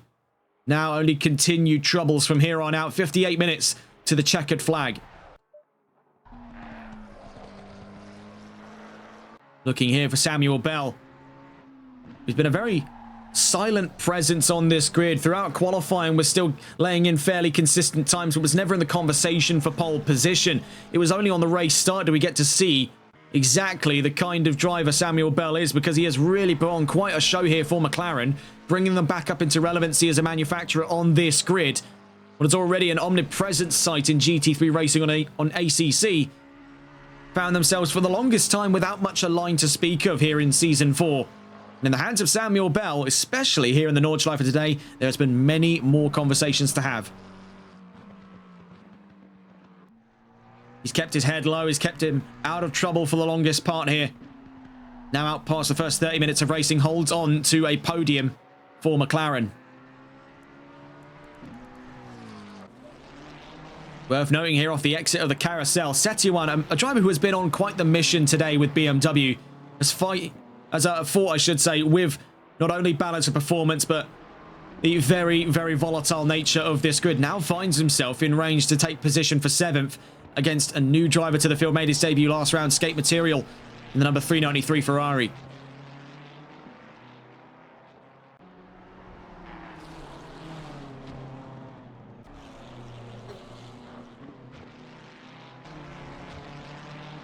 We do get word that the race leader is now in, so Pascal Stoltz is into the pit lane. And so too goes Ted Herkus. And that's something you're going to see a lot more here at the Nordschleife than any other circuit. You're not going to be finding drivers trying to play the sort of the black sheep situation where they want to stay out and be a little bit different on strategy. You really don't get the opportunity for those deviations. As I say that, Samuel Bell wants to prove us wrong. So we'll see how effective a strategy that's going to prove to be for him. But you see with many more cases of drivers that they'll often try to stick things in a pack here. So watching with Valorio now into the pit lane because he knows he doesn't really want to put another 8 minutes on this current stint with the tyres in the condition that they are, with any other outlying issues on the car. We saw that from the GT4s, a very heightened sense of urgency to get into the pit lane around about, I should say, there. A designated mark for it on strategy today. We'll see for Lorenzo Bucossi. You can see there, rather obviously, harboring front-end damage. What the considerations are, likelier than not then, given the amount of time left in this race and given the urgency of the strategy for a 30-30-30 for the majority of these drivers, it is not really going to be looking, I don't imagine, to go out for one more lap in the condition the car's currently in. We'll see, though. We've seen drivers already prove us wrong. Stoltz on his way out.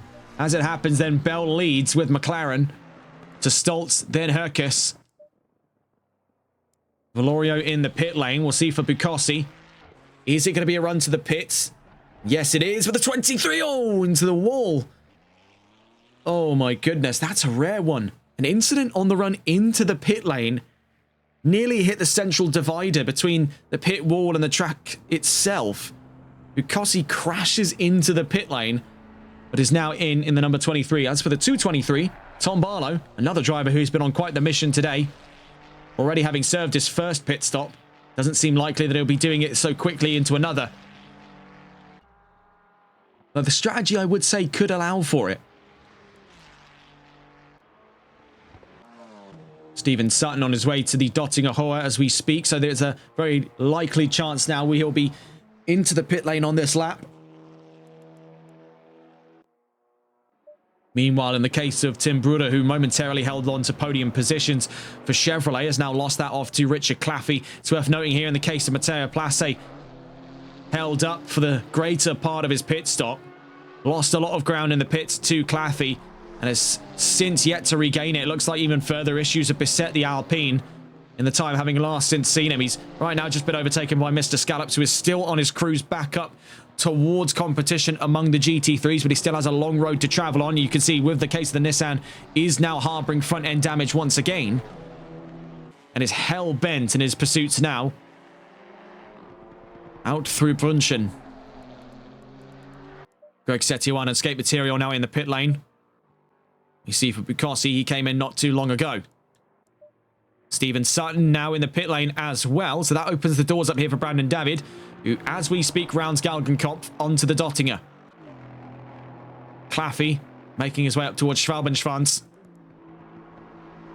in the number 93. Same area of the track that he found issues in before, but as it would happen here for Mercedes, now starting to get the hang of things. 53 minutes left to go. Likelier than not the case then for Bell. He'll be in on this lap. It was a risky strategy, no doubt, for Bell to have come in. For Bell to have not come in, actually, I should say, at this time, to have held things out for much longer. We'll see exactly how fruitful that's going to prove to be. He makes his way in towards Metzgerfeld as we speak.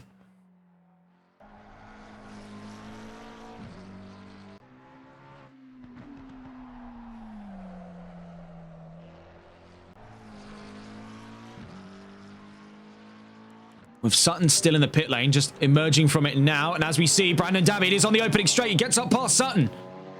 Sutton emerging from the pit lane. You can see him just in the background there as Brandon David now leads in GT4. Up and around the Yokohama S's. This is going to be a tough one to follow up from. What happened for the number 7? Oh my goodness. Was that a spin? Was that a spin?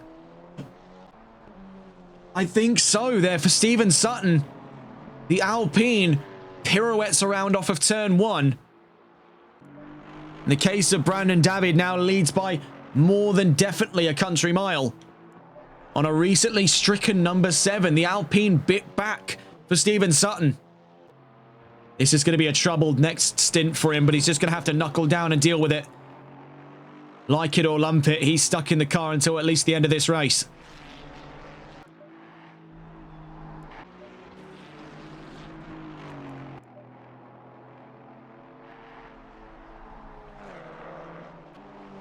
Spinning off of turn 1. I mean, it's a mysterious thing to see in GT4s.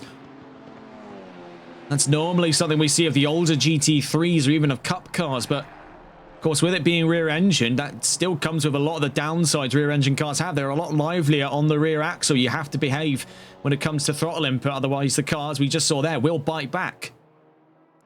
As it happens then for Stephen Sutton, he's dropped to division 2nd with David leading. Claffey on the podium right now for Mercedes. That has been a tough pill to swallow for that number 7. He's 6 seconds away. And now having to get to grips with brand new tyres. No pun intended.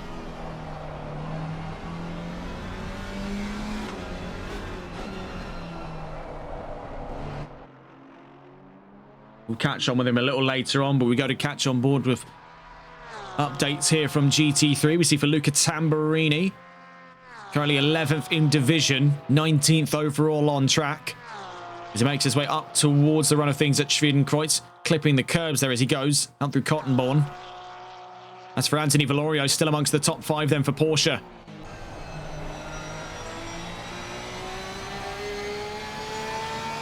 What a soundtrack that is. You couldn't think of a better combination, really. Porsche and the Nürburgring. I mean, they get on like 2 peas in a pod, really. I couldn't imagine a Nürburgring race without Porsche. I couldn't imagine a Porsche not at the Nürburgring. So, what a soundtrack that is from the 41.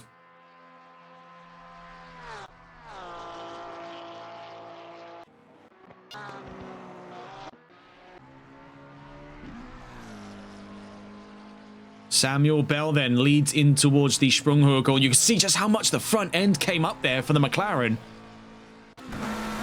He's got to be careful about that one. He's going to start doing his best impression of a Mercedes CLR. Oh my word, you saw that there. Out through the run over the crest in Flansgarten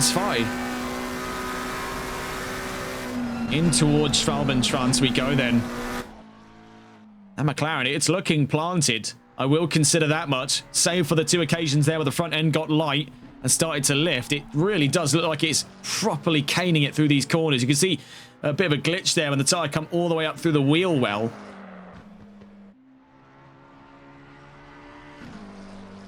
Down through Galgenkopf onto the opening straight. Well, not the opening straight, but the back straight, I should say. Technically, you can make the argument that's part of the opening straight, but it's a big semantics argument. Down the Dottinger.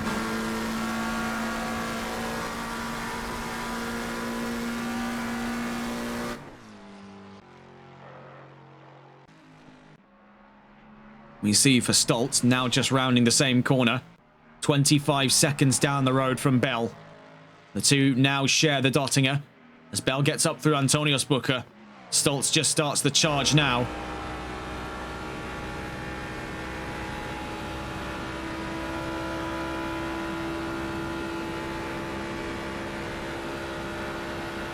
That 5.4 really going through the ringer here. With Ford's earlier concerns of engine reliability, this is a scary thing to witness. Bell is in. We do just get word from it now that Samuel Bell is into the pit lane in the number 21 McLaren. So in the case here of Pascal Stotz, we're about to see him retake the race lead. Following on then with the 172 down through Tiergarten.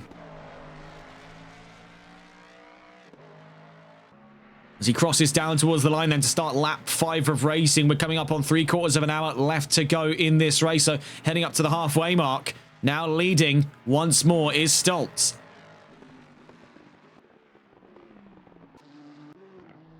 Taking a look around here to see things from Mr. Scallop's point of view. This has been a round to forget for the two-time GT3 champion with Nissan. A very tough one indeed.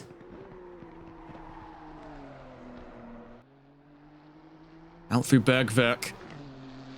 On towards Kesselchen. Nearest cars to him, Sutton and David at the forefront of GT4. So he's not too far off the chances of making his way back up to the mainline pack of GT3s. But it's still, as we mentioned before, a long road for him to travel on. But he's made good progress so far. You see here with Brandon David leading GT4 now by 6 seconds over Stephen Sutton. This has been a carefully maintained 6-second margin after Sutton's spin down at turn 1. Just a moment though, yellow flags are out. Number 27 in trouble. Looking to find then, that's Greg Setiawan, who's found himself at a spot above here. This is down towards, looking at it, Eschbach, just before Brunchen. And he's come around off the exit there of Wippermann. And has turned around. That's front end damage for him. He does get back up and running, but you can see the extent of the damage for him there as he makes his way through Brunchen in towards Eiskurve.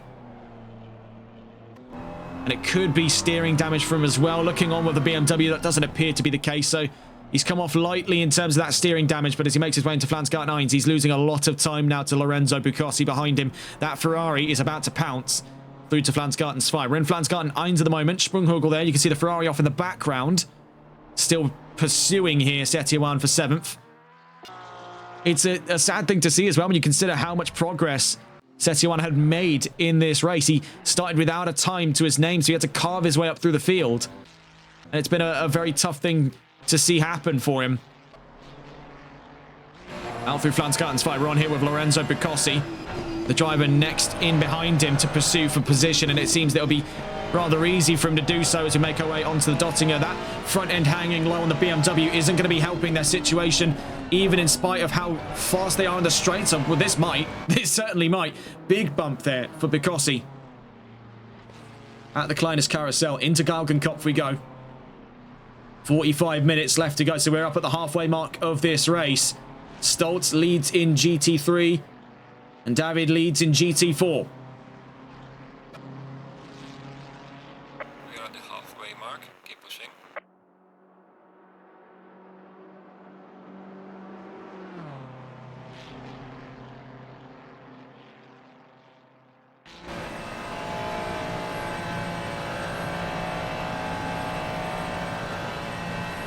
We do get wind of another incident there. Yellow flags out for the 393. That's skate material, if I'm not mistaken, that's in trouble. And having a glance, yes, in the same section that caught out Greg Setiawan on the run in towards Eschbach. Back in the green flag conditions, as we see here from the point of view of Lorenzo Bucossi. To see into the wall there goes Setiawan. Up to 7th, now goes Bucossi. That's surely a trip to the pit lane there for Greg Setiawan with BMW. The stricken M4 now in, as we'd have it there, into the pit lane for the number 27. It's worth noting in recent updates here for the fight of GT4's lead, that gap has come down from what was 6 seconds to now 4.8, I believe. Yes, another yellow flag. The 49, it's Matteo Place in Flansgarten 1. Actually, no, sorry, this is Flansgarten 2. This is the second section here, up over the crest, where we saw the McLaren of Samuel Bell go light up over the nose. That's now recently caught out the Alpine. We're back into green flag conditions with 43 minutes left to go. But significant damages here to the Alpine of Place. Down through the Kleines Carousel. Running out wide off the exit there. He's got skate material behind him in GT3. But they're still on the same lap here, so there's nothing in the rule book that pardons the GT4 out of the way of the GT3. It's purely on the driver-by-driver basis here that they assess that themselves. Down through the Dottinger. You can see the performance difference there between Alpine and Ferrari. GT4 versus GT3, and he's just gone with the wind. There's no chance there the Alpine was going to keep up. He was trying to tuck into a bit of the slipstream just to give him a bit of a boost on the run up towards Antonios Booker, but that Ferrari isn't sticking around for love nor money. Setiawan in the pit lane. Scallops also in to have taking note of that as well. The Nissan now in. As it happens then, trying to undercut his last pit stop by about 12 minutes here. Mr. Scallops, this is a curious one. Of course, has dealt with quite a lot of adverse effects to him in this race. Heavy damage and early troubles at the start brought him from the podium all the way down to the back end of the field. We get word as well that Matteo Place is staying out. Rather curiously still, staying out. Goes the Alpine. A stop-go has now been issued for Setioane for, I believe, speeding in the pit lane there. That was the ruling by race control.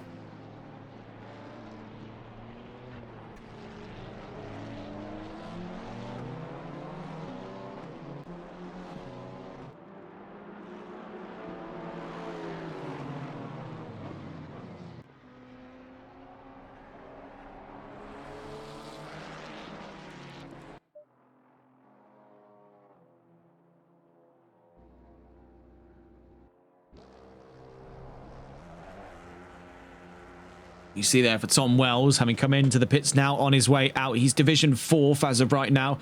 That's going to drop to 5th with Marek Klopsch. And by looks of it, possibly 6th as well, with Matteo Place still in the mix there. It's been interesting to see what Scallops has been able to do then to salvage this strategy. So we've seen as well. Another driver salvaging their strategy has been Tom Wells. These two having to try and split things almost down the middle for what's left of their race after very early stops for both parties. Number 12 and the number 394 having to play for the long game here. Now on a 40-minute stint before the end of this race. Meanwhile, things are just peachy up at the front of the field here for Pascal Stoltz. He holds command over the rest of the field and realistically could probably do the same strategy even though it's not necessary. In the case of the 172, currently predicted to go for at least another 10 minutes before he comes into the pits for the last time, continuing on the split of a 30-30-30 structure here in this 90-minute race. That's the same story so far for Ted Herkus. This has been steely determination from the 46, and you've got to admit, this is rather impressive considering Lexus now find themselves given the Ford treatment with a 20% restrictor in today's round of the championship.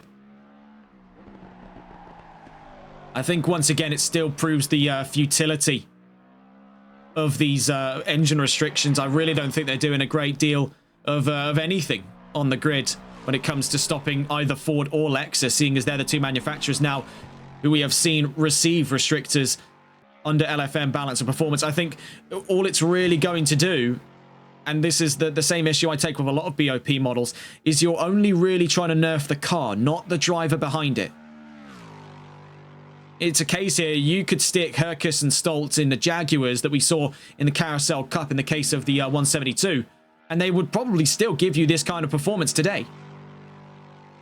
I think it's a case of these drivers understand the track a lot better than I do, and a lot better than the greater majority of drivers we've seen before.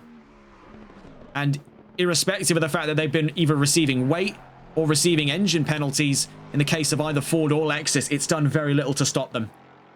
Very little at all. I don't think it balances anything.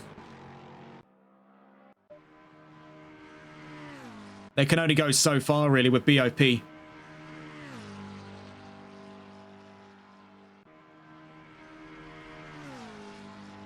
have been given information, though. We are now down to only 18 cars left in this race.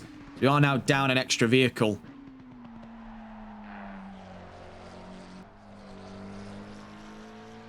I believe, yes, that was, because we started with a grid of 19 cars. That would have been Cal Ford. Looking in here to see from Marek Klopsch's point of view. 4th in GT4 at the moment. And as it would happen, not actually too far off from Greg Setioane behind. Still with that stop-go 30 worth considering there. It's likely he'll be serving that on this lap. We follow here with the Audi and the Beamer.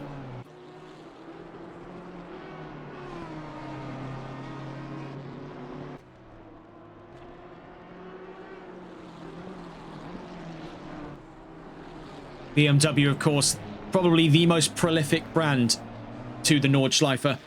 Has won the 24 Hours of the Nordschleife 21 times, with the most recent win coming last year in 2025. In terms of Audi, they're third when it comes to the most amount of wins as a manufacturer. Now, of course, that's primarily through their exploits in GT3, but they've taken 7 wins, with their last one being 2 years ago in 2024. More on that later. Yellow flags out. It's the 813 in trouble. Luca Tamburini at Brunchen. Damage for Porsche. And speaking of Porsche, they're the second most amount of wins at the Nürburgring 24 hours with 13. Their last win coming in 2021. And some make the argument after last year's N24 that it could have been their win that year, but was taken away under rulings in a post-race investigation. That was, I believe, for the Manthey EMA team. So, you know, I do seem to recall that from last year's N24. Very controversial ending, of course, because of the incident between the Manthey car and one of the GT4s. I believe an Aston Martin it was. We see here continued troubles for Tamburini. This is not his first rodeo, having to limp this car down to the last couple of sectors here at the Nordschleife, but something's got to give on that 813, making his way down through to Flansgarten 2. It's a sorry state of affairs here for that Porsche. Meanwhile, in the pit lane is Barlow and Marinelli for Ferrari. Continued struggles here. And Tamburelli has been beaten senseless by this track, but is not giving up yet. There's something very endearing about the determination he's brought to the table here, even against the odds. You can see the state of that Porsche.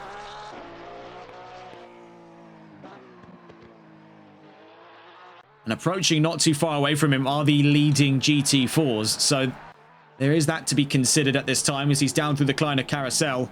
Continued struggle then throughout today's race. Bit of a glitch there on the flags, but I'd say there's more of a rolling white flag for the drivers at the moment. We see for Barlow and Marinelli, both of them in the pit lane. But who gets out first is the real question. You see then, with significant advantage by position up the road in the pit lane, Marinelli could very well have that off of Barlow. And he does drop off the jacks. It was a bit slow on the uptake there, but now is on his way out. Whereas Barlow, I believe, just about to come off his jacks now in the number 223. Now, it is worth... Oh, hang on. You can see it just over the nose. It's a bit hard to see from our angle. That is a lot of damage. I think we've just seen it there on Barlow. That's a lot of front-end damage. So, yeah, he's going to be in there for a long time by the looks of things. Lorenzo Bucossi, he's going to move up a few positions here. In towards the talks of that top 5, but under strategy, is likely to lose that ground off to Marinelli. We now see that Barlow has fixed the front end and he's on his way out. So, yeah, it was a slower stop for Barlow, nursing some of that front damage. Looking here for the GT4s. Brandon David and Steven Sutton. David, as it would appear, is coming in.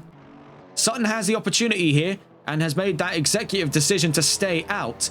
We'll see what he can make of it. Now, of course, it is worth considering that Brandon David was able to pull off a successful undercut strategy on Steven Sutton not too long ago. So now is the opportunity for Sutton to run it back and have his own shot at doing the very same.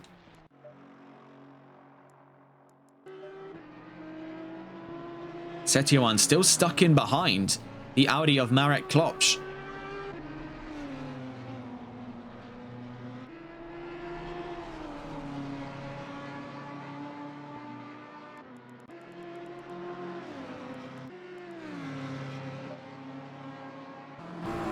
You see here from the BMW of Greg Setioan now up past Marek Klopsch, 10th in division, but has that stop go to serve.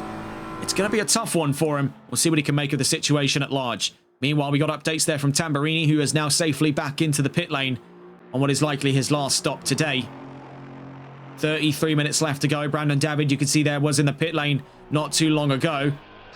And that decision by Sutton to stay out, we'll see what that yields later on in this race. We see right now 6th place for Tom Wells, who's been on somewhat of a salvage strategy here, just try and put points on the table for Ginetta.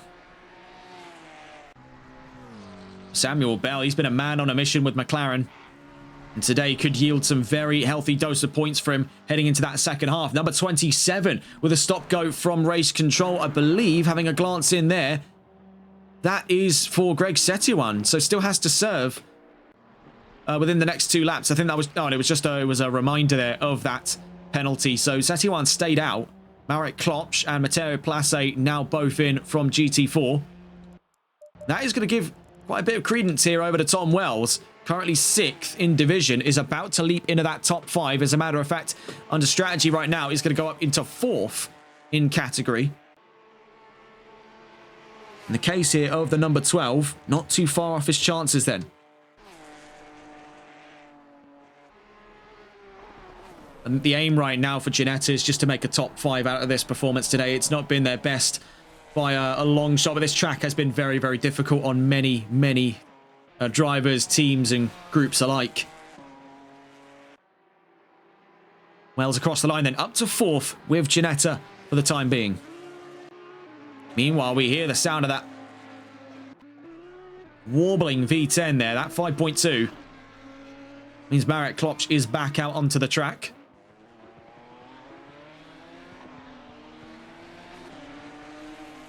Last of a dying breed there, the Audi R8. It's a pity they discontinue that car. One of their best.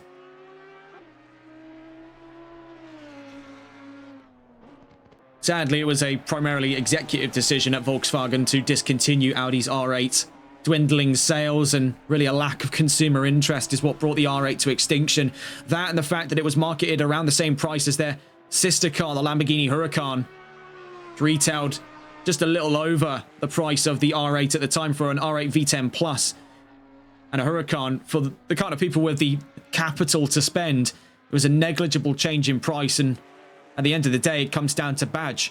What would you rather have for the price of, you know, upwards of £140,000? Would you rather have an Audi or would you rather have a Lamborghini? It seemed the answer was pretty conclusive. And it's a shame because this was a proper bit of kit in its time.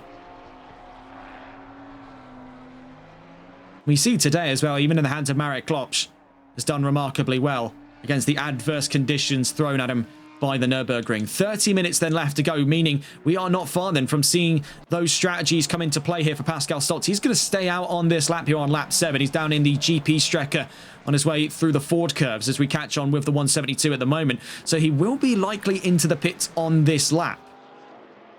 We'll see, though, if that comes to light. He's still got a long way to go before we see anything of the sorts here. In terms of nearby fighting, few, if any, to speak of. Right now, it's become a strategy game, and much like many endurance circuits, it dissolves down here to a case of survival for these drivers more so than anything else.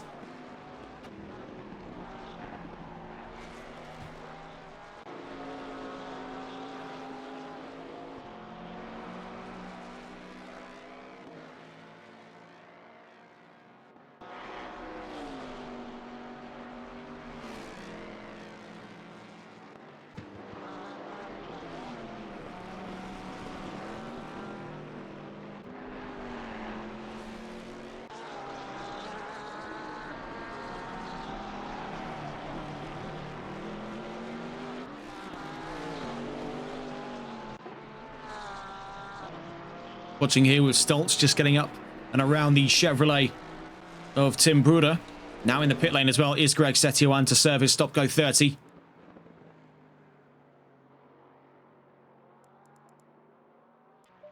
see for Lorenzo Bucossi, who would be nearest to the pit lane on that possible consideration. He's 5th on the grid at the moment.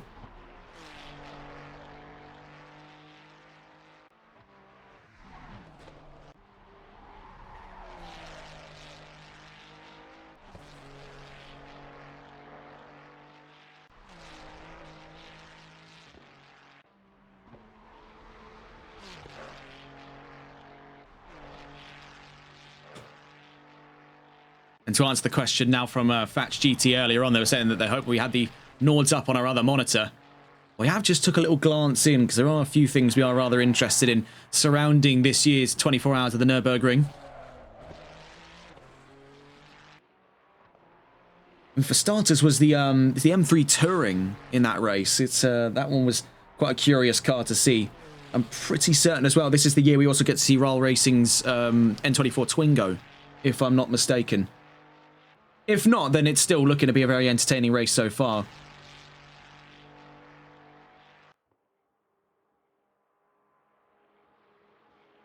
That race only 2 hours in at the moment.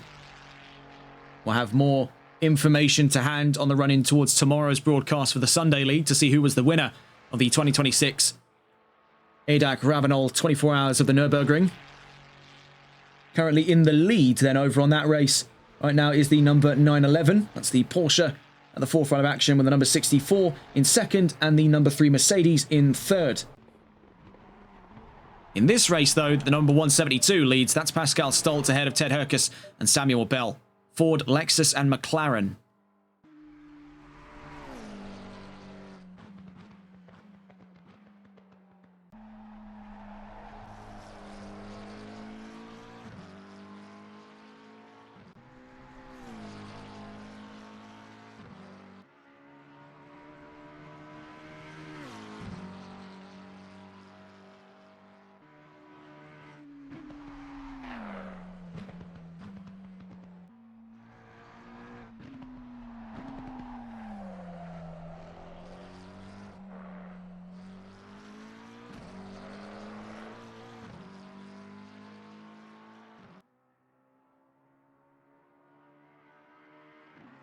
Right now, then, not much to speak of on this round, save for, as a matter of fact, here we see just a brief overtake into an overall 10th there for Skate Material.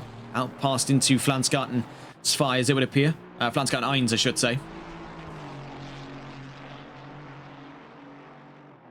Through the Sprunghugel.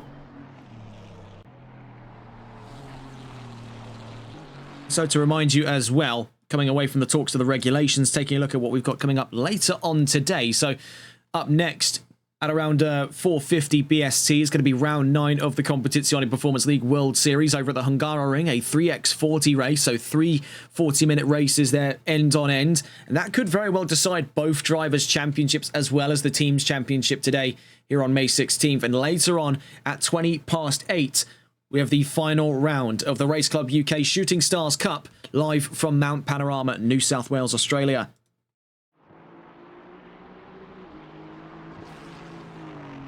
You're joining us now, though. We're in the last 25 minutes of round 5 of Season 4, the HCCL Multiclass Championship. Right now, Pascal Stolz leads in GT3, and as we have it, Stephen Sutton, who was leading in GT4 until a crafty strategy by Brandon David, is now into the pit lane. And this is where part of that strategy is going to start to come back into fruition here for that number 7. He played things out a few extra laps over that of Brandon David, who is right now on the start of the Dottinger. In between them is Richard Claffey, just up towards Antonios Bucher at this time. Up in front of him, as it would happen there, is now Skate Material. Mr. Scallops now down through the Yokohama S's. This is going to be the most tense stop for that number 7, because it could very well decide what his fortunes are looking like here in the Nürburgring. It was a very closely met undercut strategy by Brandon David after the first wad of pit stops, and as he makes his way through Tiergarten, Sutton's off the jacks. So on his way out, that number 16 is going to come careening up through onto the opening straight. The number 7, having just about got off the limiters now, hammered down on the throttle because the number 16 is just across the line and only a few seconds away. So Sutton back into the lead on GT4. And this has been scintillating stuff between these two. The strategy playing so close against one another there, to where we now find it only a few seconds between the lead of GT4. And this is between both of these drivers' first chances of this season to secure wins in the Multiclass Championship. For Stephen Sutton, this one has been a long time coming for him.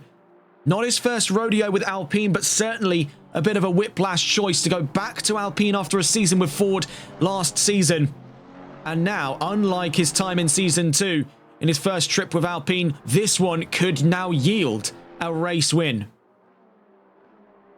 Sutton certainly has the chances here, but he's got 23 minutes to prove it, with Brandon David in pursuit, only a few seconds behind. Now taking a look back up to GT3, you see that Pascal Stolz more likely than not will be in on this lap. Meanwhile, Skate Material and Richard Claffey are now into the pit lane as well.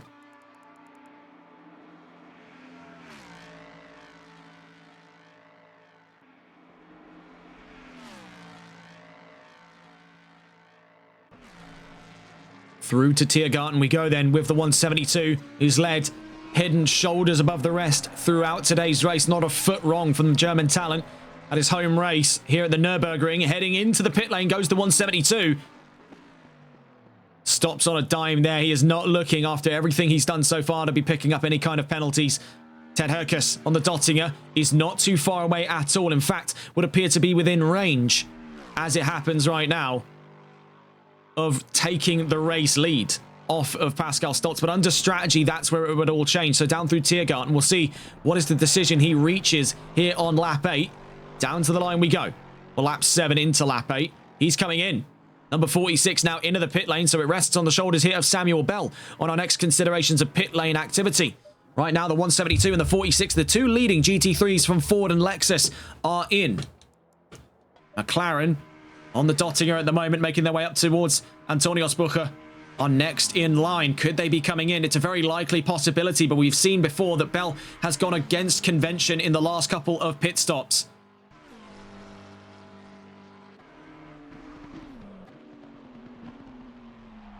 Making our way then through Tiergarten. And just as he does there, it looks like the 172 is about to drop off the Jackson there. Cleared for exit goes Pascal Stoltz as Samuel Bell screaming down the opening straight here as the 172 is back out on track into the Yokohamas. The McLaren not too far off of him then. So you see down in towards turn 1. Crossing into the Yokohama S is just when we now get to see from the number 21 here.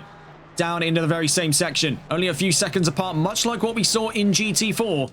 And speaking of, getting a look in here with Brandon David and Steven Sutton at the forefront of action from GT4. They share a corner there down at Arenberg and Polstrasse in towards Fuchsruhe. On the run to the Adenauer Force, 21.5 minutes left to go here in the Nürburgring. At round 5 of Multiclass Season 4.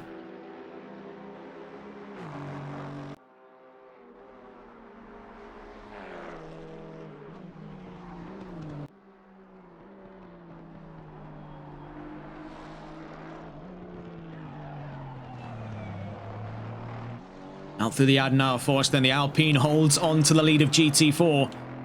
Up in GT3, Stoltz continues to lead over Bell.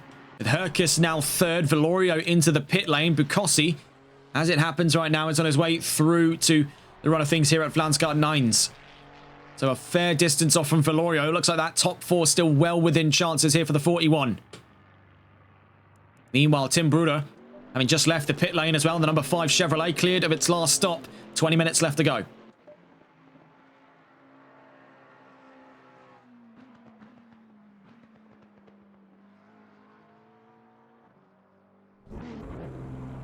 Cleared for exit goes the 41. Bukossi still miles away as he's down at the Schwalbenschwanz.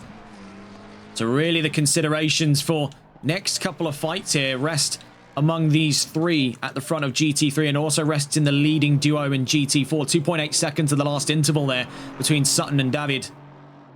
Alpine versus Mercedes. This has been a very compelling story. This is giving us flashbacks really to last season's fight at the Circuit Paul Ricard. That was between Tom Wells and Vladislav Mizin in the pouring wet conditions over Season 3's trailing half. It was really quite an interesting fight to see there, albeit this one lacks the same kind of frequent proximity to one another. But they have fought this one both on the track and off it in that pit lane. Been a battle of wits and a battle of speed really from these drivers.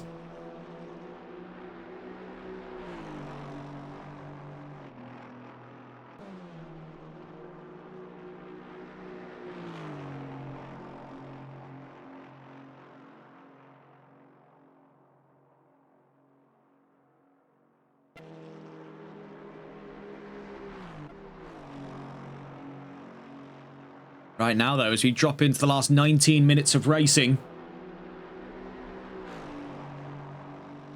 we begin our prep work now ahead of time for the World Series later on within the hour now, as it would happen. We're only about 47 minutes out from broadcast for round 9 of the Competizione Performance League World Series, so don't go anywhere. After this round, we will be going live within the hour once again for another broadcast. We're part of a sort of flat-out triple header today. Very, very busy day for us. We're still far from over. If you're joining us tomorrow evening, 6:30, the first round of Season 6 of the NLRL Sunday League. Now for the first time powered by TRTN.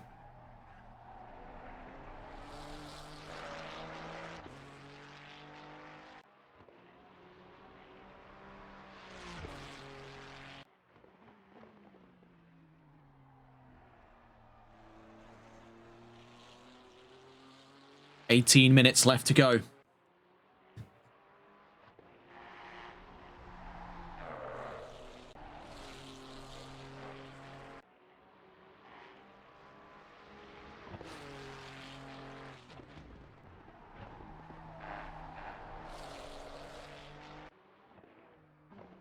The minutes ticking by here for these drivers. It couldn't come soon enough for the end of this race. It's really been a case of survival for many on today's grid. We now see here with Lorenzo Bucossi exiting his pit lane run. Is now back out onto the track. Marianelli is now in through the Vidal chicane up ahead of Bucossi into that top 5. So Ferrari have had quite a few struggles over the course of today's race. Make no mistake of it, stability has not been to their aid. They still hold onto the hopes here of a top 5, whether it's from Marianelli or Bucossi for that matter. The 51 or the 23 hold this on the cards to put Ferrari in the top 5, but they've been outperformed today, head and shoulders, by Porsche, Lexus, McLaren and Ford. We do just briefly see there, that is a big plume of smoke up in front of Anthony Valorio. Who might that be for? Oh, it's Tim Bruder in trouble there with Chevrolet. Rejoins the track. So no current considerations of a yellow flag, but he did cut all the way over the Adenauer Forst and has front end damage on that number 5. Setuan still in the pit lane here, as it would appear. Stop go 30. Still, I believe this may not be a serve anymore of a stop go 30. I think this is more of a permanent stay in the pits. That's him throwing the towel in. Out through Carousel from Stoltz. 8.6 seconds from Bell. It's likelier than not to be the case here. Samuel Bell will come into the pits on this lap. He's only got, realistically here, about 2 more laps to do so. We've got word there. Stop and go now cleared from the number 27. So, really did feel like he was stopped in there for a lot longer than 30 seconds, in my opinion. But, of the exit here of Hoher Acht in towards Hedvigsø now, as we see just darting around. It's just this elegant form from such a large vehicle like the Mustang. A vehicle by its very conception, an innately not very graceful kind of car. A muscle car is probably the most perverse form of road car you can get. It's been designed to be as loud and as in your face as possible. But as we see it right now, it's being used like a scalpel by Pascal Stoltz. We are starting to see the fortunes for Ford and their Mustang project really start to look up in the last couple of months as well, especially in this season's IMSA Sports Car Championship, where they claimed on more victories. And it looks to really be turning up for them. They claimed on their first victory this season as Ford Racing. It's been very, very solid for them over in GTD Pro. And this project, which takes on the successor chapter of probably one of Ford's most iconic road cars and race cars to go alongside it, the Ford GT. And their latest GTE project in 2017, 2016. It was a big thing to put in its place to sort of fill the boots of arguably Ford's most iconic race car. And the Mustang has really rose to the occasion in the hands of Ford Performance and Multimatic and M Sport, who all worked on that engine. It has been really quite a special thing indeed.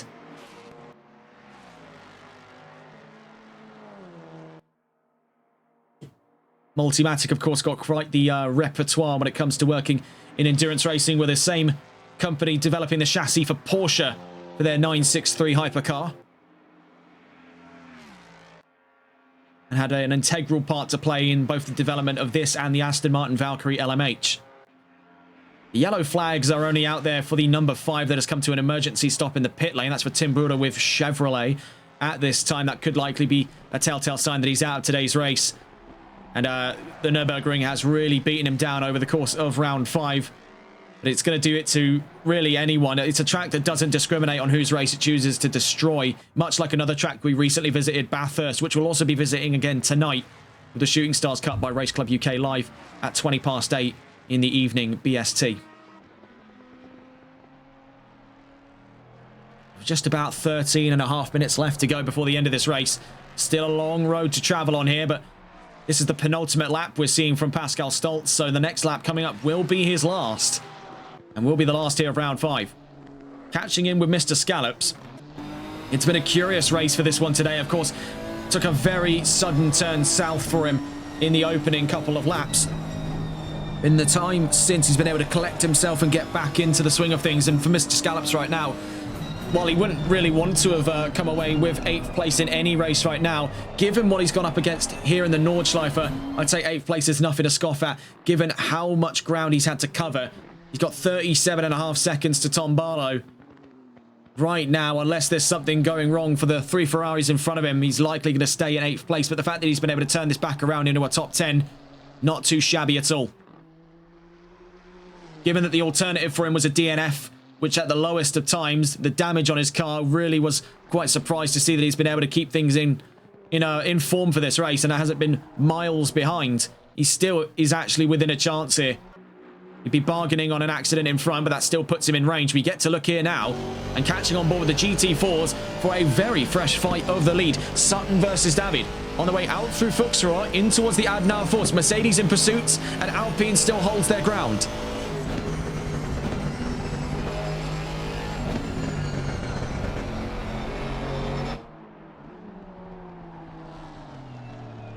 You see then the Alpine still holding strong, but the Mercedes has really caught up to him in the time since. I think it was maybe one little slip there for Sutton.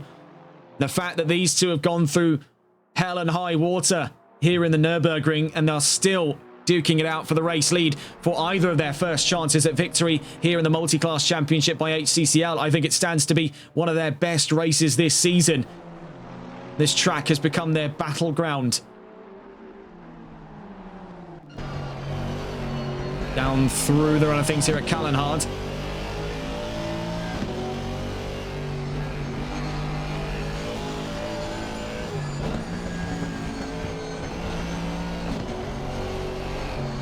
We see into the grass there though for Brandon David. That's the same issue he's had before in that section, running out wide just before the run of things into Weersifen. Now through Exmüller. And that sort of entryway into the forest section has caught him out quite a few times already. And given the pressure of what he's working with now for the possible lead of GT4, he cannot afford the same mistakes this late in. 10 minutes left to go here in the Nürburgring. We're coming up onto the last lap not long from now. It's worth noting that the 172, as it happens right now, is behind these two, meaning they've got about 2 more laps of racing to cover, as opposed to the next lap coming being their last. Now, the Nürburgring does have a bit of a unique way of ending here on this game, because the session timers have a habit of running out, meaning that many drivers, such as the case here we'll see among the GT4s, will finish by proxy multiple laps down from the race lead. We've seen it in longer cases before, that's certainly been an argument.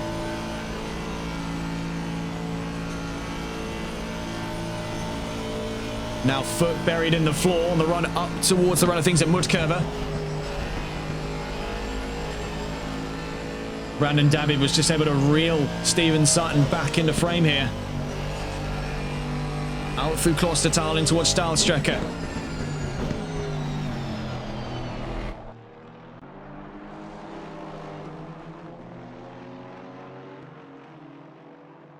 Up towards Carousel.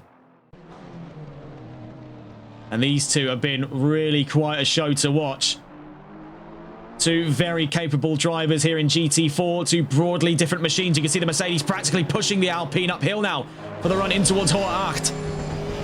He has to back off there. He doesn't want to spin Sutton around. In through to Hohe Acht. This has been a phenomenal fight then for the lead of GT4 between these two. Reveling in probably the most amount of spotlight in this race by and large. Heading in towards Hedvigshøj, in towards Wippermann.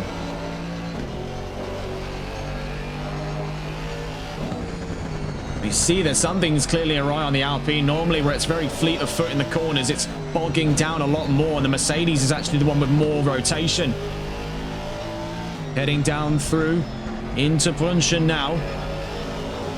Sort of dipping the edges of those tyres into the gravel there, Brandon David. Off the exit of Brunchen in towards Eiskurve. And heading in towards the exit of Eiskurve, this is, you can see there, where that right-hand side sneaks up on the drivers. Now, they can use that to self-right, and that's what both of them just did now, clipping up over that curve to keep them facing straight. It's often sort of nullify any additional rotation through Sprunghögel. Now we continue to follow with these two. Into Flansgarten 2. Watching those inputs from Brandon David as he wrestles that Mercedes into form. Through Flansgarten 2, he's got the momentum to carry, so there is the chances for him. He's cutting across the grass. Where on earth is he off to? He does realise he's not driving a rallycross car here. In towards Schwalbenschwanz, looks for a spot on the inside. That's cut off from the Alpine. Into the Kleines Carousel. He's just got to keep his head on his shoulders here because heading in towards the Dottinger Hohe is his best opportunity to get position up over Stephen Sutton's Alpine out through the Galgenkopf, both of them nursing front end damage. And this has been brilliant stuff here in GT4.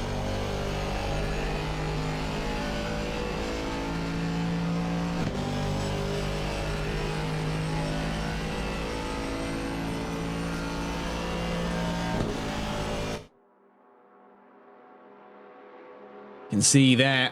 Now side by side, Brandon David and Stephen Sutton in the side draft. Then the Alpine trying to stay along with, but they're still neck and neck here on the run up towards Antonius Bucher, but it looks to be a definitive lead for Mercedes. Now up over Alpine, heading out through to Antonius Bucher, up over the crest now on the run downhill. This is where the Alpine's going to start to gain a lot more momentum. Now in the slipstream, it could be the chances here of fight back by Sutton down into Tiergarten.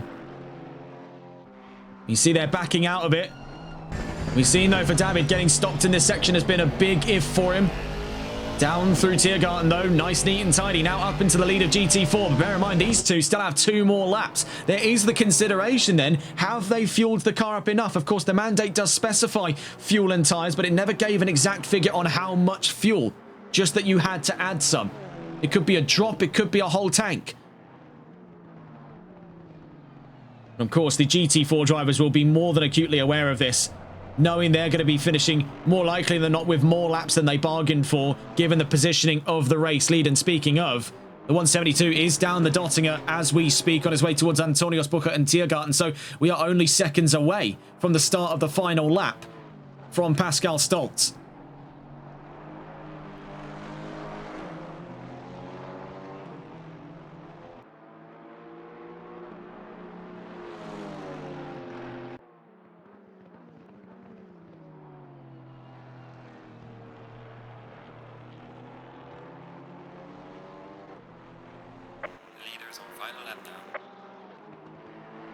We do have another yellow flag out. This is on the opposite end of the track right now. The number 23 in trouble.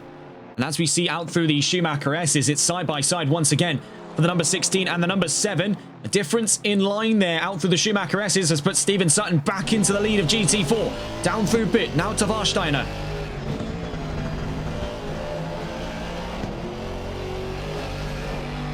And more of a bump there off the exit of Warsteiner for Brandon David. About 50 seconds away from these two is Pascal Stolz, so if he manages to lap out past these two drivers just before the end of this race, they won't be forced to do another lap. We see another bump there, this time at the Vidal chicane. Took a little bit too much over the left-hand side. You can see these drivers pushed right up to the ragged edge of what they can produce in this race. Knowing that there is an end in sight for them has only added more pressure. Now 0.7 seconds in the lead then. Sutton over David for GT4. Meanwhile, looking at action from GT3, there is very little, if any, to speak of. It's GT4 that's stolen away the spotlight here in round 5. It's worth looking back to the past as well when we talk about Pascal Stolz, because we mentioned the Carousel Cup where he did formidable in the GT3 category with Jaguar. That was to a podium on his second appearance to that 3-parter series. Now, it's worth noting he never took a win in that season. The 3-parter season that was the Carousel Cup, you had round 1, that was the M2 Cup, to round 2, that was GT4, round 3, that was GT3. And while Stolz did incredibly well in GT3 to put Jaguar onto a podium, it was Tom Breuer who took back-to-back wins in GT4 and GT3 with McLaren and Nissan. So Stolz is about to see, by looks of things, his first win here in the Nordschleife in the Multiclass Endurance Championship. Multiclass Championship even, not Endurance Championship, though this is an Enduro. You can tell it's going to be a bit of a long day here. Down through to Polstrasse. We saw there clipping onto the gravel, losing even more time then. Brandon David will be seeing red with the Alpine still in front of him. Right behind them then at the moment is Skate Material, trying to make his way on by then in GT3. There is still the considerations then of Stolz on his way down through the run of things here at Schwedenkreuz.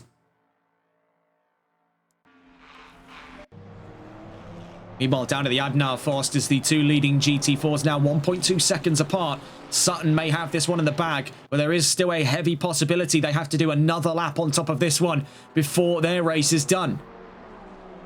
It is worth pointing out, though, in the last time having since checked, it dropped from 50 seconds to 29 seconds. And considering our previous claim where we were saying that the GT4s were losing on average about a minute a lap to the GT3s, they're still, and I'd say this with quite a heavy bit of certainty about it, they're still within range of being lapped out past by Stoltz, meaning that this would be their last lap of racing. Because, of course, the race is decided when the leader crosses the line after the ending threshold. So, since this is the last lap within the threshold right now for Pascal Stoltz, once he crosses the line, anyone who crosses the line from behind him, regardless of if they're on the same lap, that's your race finished. So, in these two's case, they would actually rather like if the 172 could get out in front of them, but neither of them are willing to pump the brakes to accelerate that process. Though, as it would appear right now, with the performance that Stoltz has, I don't think they need much hand-holding. With 26, now 25 seconds between themselves and the 172, they are still well within range with just about half the track covered. And in these straightaway sections, that's only going to get quicker and quicker with just how much power the Mustang's brought to the table. No restrictor involved, 550 horsepower juggernaut that is the 7th gen Mustang is going to go toe-to-toe with these two cars, neither of which even scrape 500.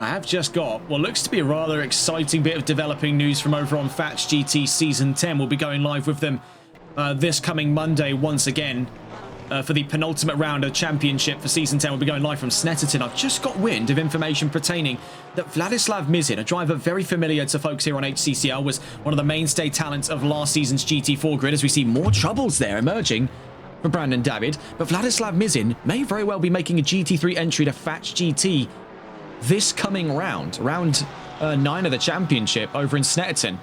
We'll have more information on that on the day, but that's what we've heard rumours of at the moment. This could be rather interesting, and if it's not round 9, we're certainly hoping for at least a finale, or it could even be a full season drive in season 11. Right now, we are on the final lap and off the exit here of the Hedvigshoer and Vipperman. We're on the way down through to... Actually, this is now just Hedvigshoer, my mistake, but looking in behind... Skate Material and Luca Tamburini bunched up behind the two leading GT4s. Meanwhile, yellow flags out up and ahead. Down at the Kleines Carousel, the number 27, Greg Setuan in trouble with BMW. Right now for these two, as they make their way in towards Brunschen, it's now or never, really. 10 seconds away from them. Stoltz is getting closer and closer and closer. There is the chances he gets up past them, making this their last go at the Nürburgring.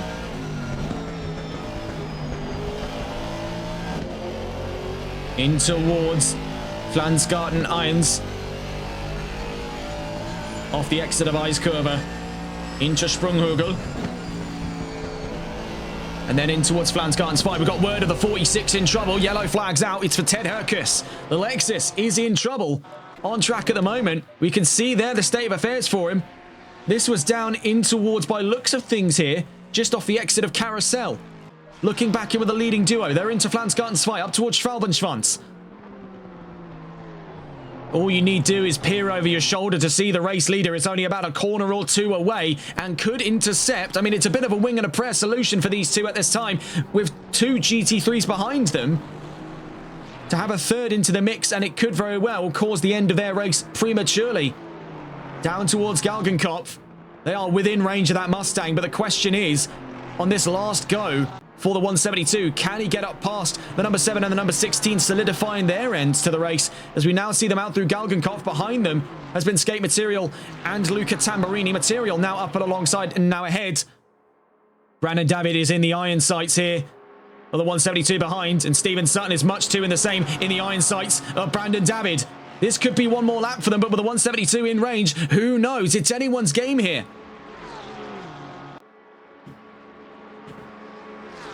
side by side between Sutton and David, up through Antonio's Booker, behind them the 172. So this is likely a case here where this is going to be one more lap for the GT4s. They rub wheels on the run in towards Tiergarten behind them. More rubbing there between the pair of them. They make contact. The 172 comes on by. It's disaster from the front lines of GT4. Just put it in gear. That's all they need to do. Down towards the line comes Pascal Stoltz on a dramatic finish here in the Nürburgring to win in the Nordschleife here at round 5. But my goodness, GT4 has come apart at the seams, and it's Brandon David in a controversial end who wins in GT4 to a much dismayed Stephen Sutton, who finishes in second. That is by and large one of the most controversial endings to a race I have ever seen. I am almost at a loss for words there. I have never seen racing get quite so nuclear. There's going to be words, not many of which I'm of liberty to divulge on air, exchange between these two in the pit lane, because that was quite something there. That was really getting on for it. I mean, it was giving me some vibes from sort of 1992 BTCC at Silverstone, for those who remember what I'm trying to refer to there. It's Steve Soper, Tim Harvey, and John Cleland.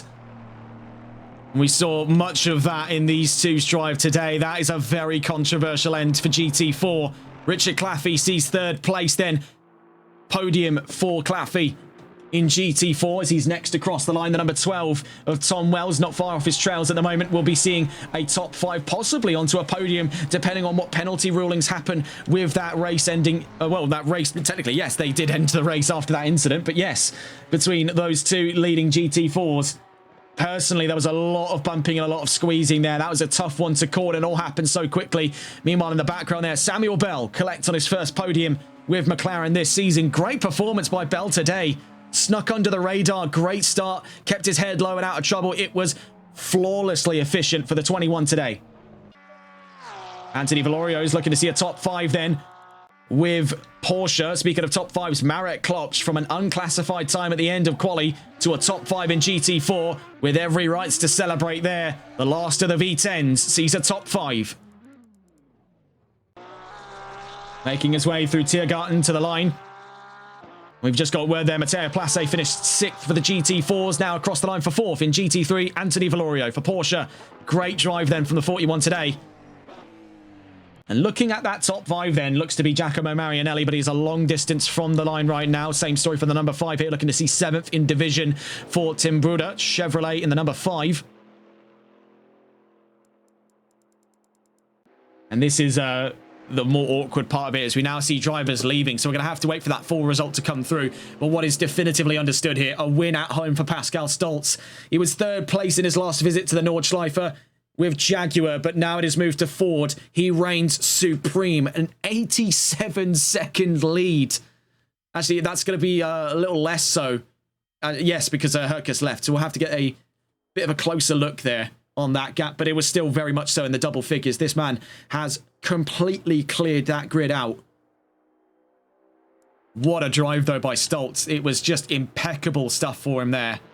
Number 5 across the line for 7th for Tim Bruder in GT4. That is, by and large, one of the most controversial endings I've ever seen to a race in my life. Number 16 and number 7 clattered each other down through Tiergarten. And all it was a case there in the fog of war between them was just to put the car in gear and get back on that track. And of the two to take that first chance was Brandon David.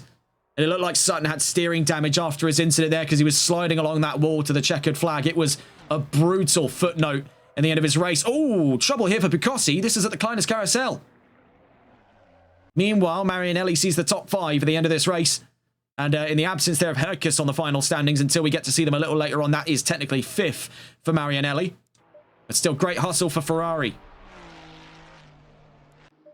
Scallops still a fair distance then from the line, but he has turned things around to what looks to be P7. So fair play to Mr. Scallops. He's really been able to dig deep on this drive. It may not be the result he wanted, but given how much he's had to play against, I'm sure it's a result he won't complain in taking.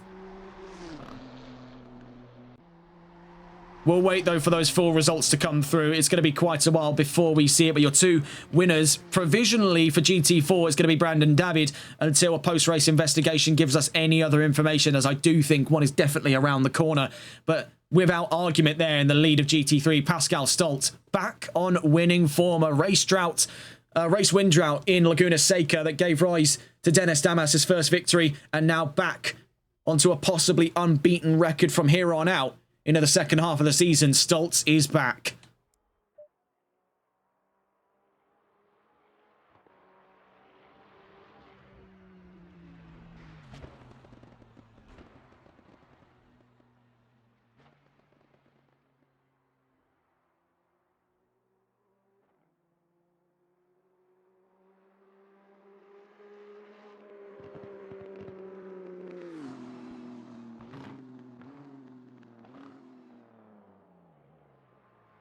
We wait then for things to wrap up here. We're only 20 minutes out from our next broadcast, so waiting for the rest of the grid to form up there, as we've just seen Bukossi and Barlow across the line. Scallops sees what's going to be 7th place for him. Skate Material currently on his way down through, as it would appear here. This is at Steilstrecke, so he's miles from home,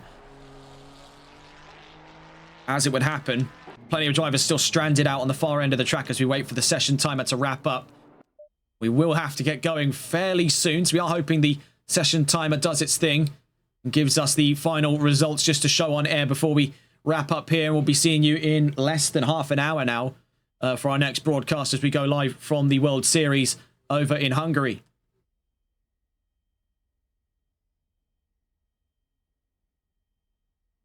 Right now, though, we are just waiting this one out, so once we have those results, then we can wrap up on our broadcast here. But I think we do have plenty of drivers still expectant to the line. Among them here, Skate Material and Luca Tamburini. Greg Setioan among them as well. But we can see of the latter of those three, he's closest to the line, down through to the run of things at the Kleines Carousel. Number 27 on his way into that final run of the track.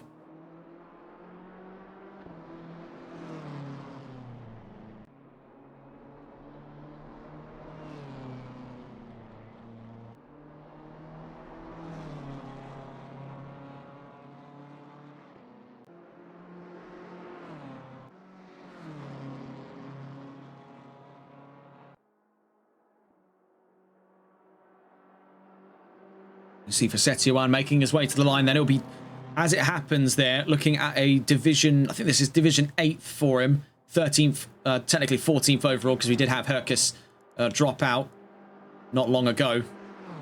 And we also just had Bell drop out as well. So we'll just have to wait now, honestly.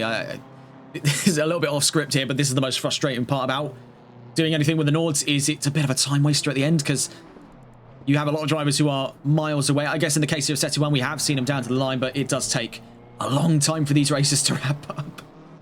And the clock is very much so ticking. We were quite worried about the scheduling for today's trio of races, as we see Greg Setioan down to the line to finish here in the Nürburgring.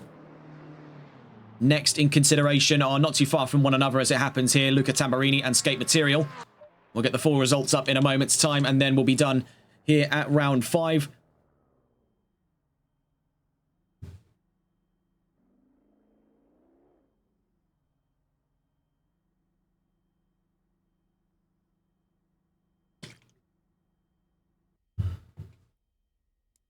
We wait to see then. These two still making their way down to the line. Down at Tiergarten here, we see from Luca Tamburini. Meanwhile, Skate Materials on the Dottinger. It's been a tough race here for Tamburini, but he's soldiered on through, and it's that kind of commitment that we need more of in sim racing here. Down to the line. The 813 will finish the race here at the Nürburgring. He's soldiered through that one, and all power to him, really. That's quite a lot of willpower required to continue going with how much adversity he's faced in this race today. Down to the line then, the last driver across the line, Skate Material in the 393 Ferrari, down through Tiergarten on his way to the line. The last across, and gives us the final result of things then here in the Nürburgring. Down across the line goes the 393, and it's Pascal Stoltz who, by a country mile then, wins here. 70-second lead over Ted Herkus. Samuel Bell in 3rd, Anthony Valorio in 4th, Giacomo Marianelli in 5th, with Lorenzo Bukossi in 6th, Scallops in 7th, Barlow 8th, and Material in 9th. A very controversial end to GT4, and it's still up in the air over who's going to finally claim that win. But as it happens right now, Brandon David claims his first win in GT4. Stephen Sutton in a close second, Richard Claffey in third for the podium, and Tom Wells in fourth, Marek Klopsch in fifth, Place in sixth, and Division 7th there, Tim Bruder. And Greg Setiwan in Division 10th. And Tamburini in Division 11th. You can see the multitude of DNFs we've had on this day's event here. We were supposed to start with 21 cars. We ended up starting with 19, and then Cal Ford sadly was out of the race 8 laps ago. So that's all from us here on TRTM. We do have to wrap up relatively quickly as we are going live in about 15 minutes. So don't go anywhere. We'll be back with coverage of the World Series by Competizione Performance League. Until then, that's all from us. Have a wonderful rest of your day. Take care.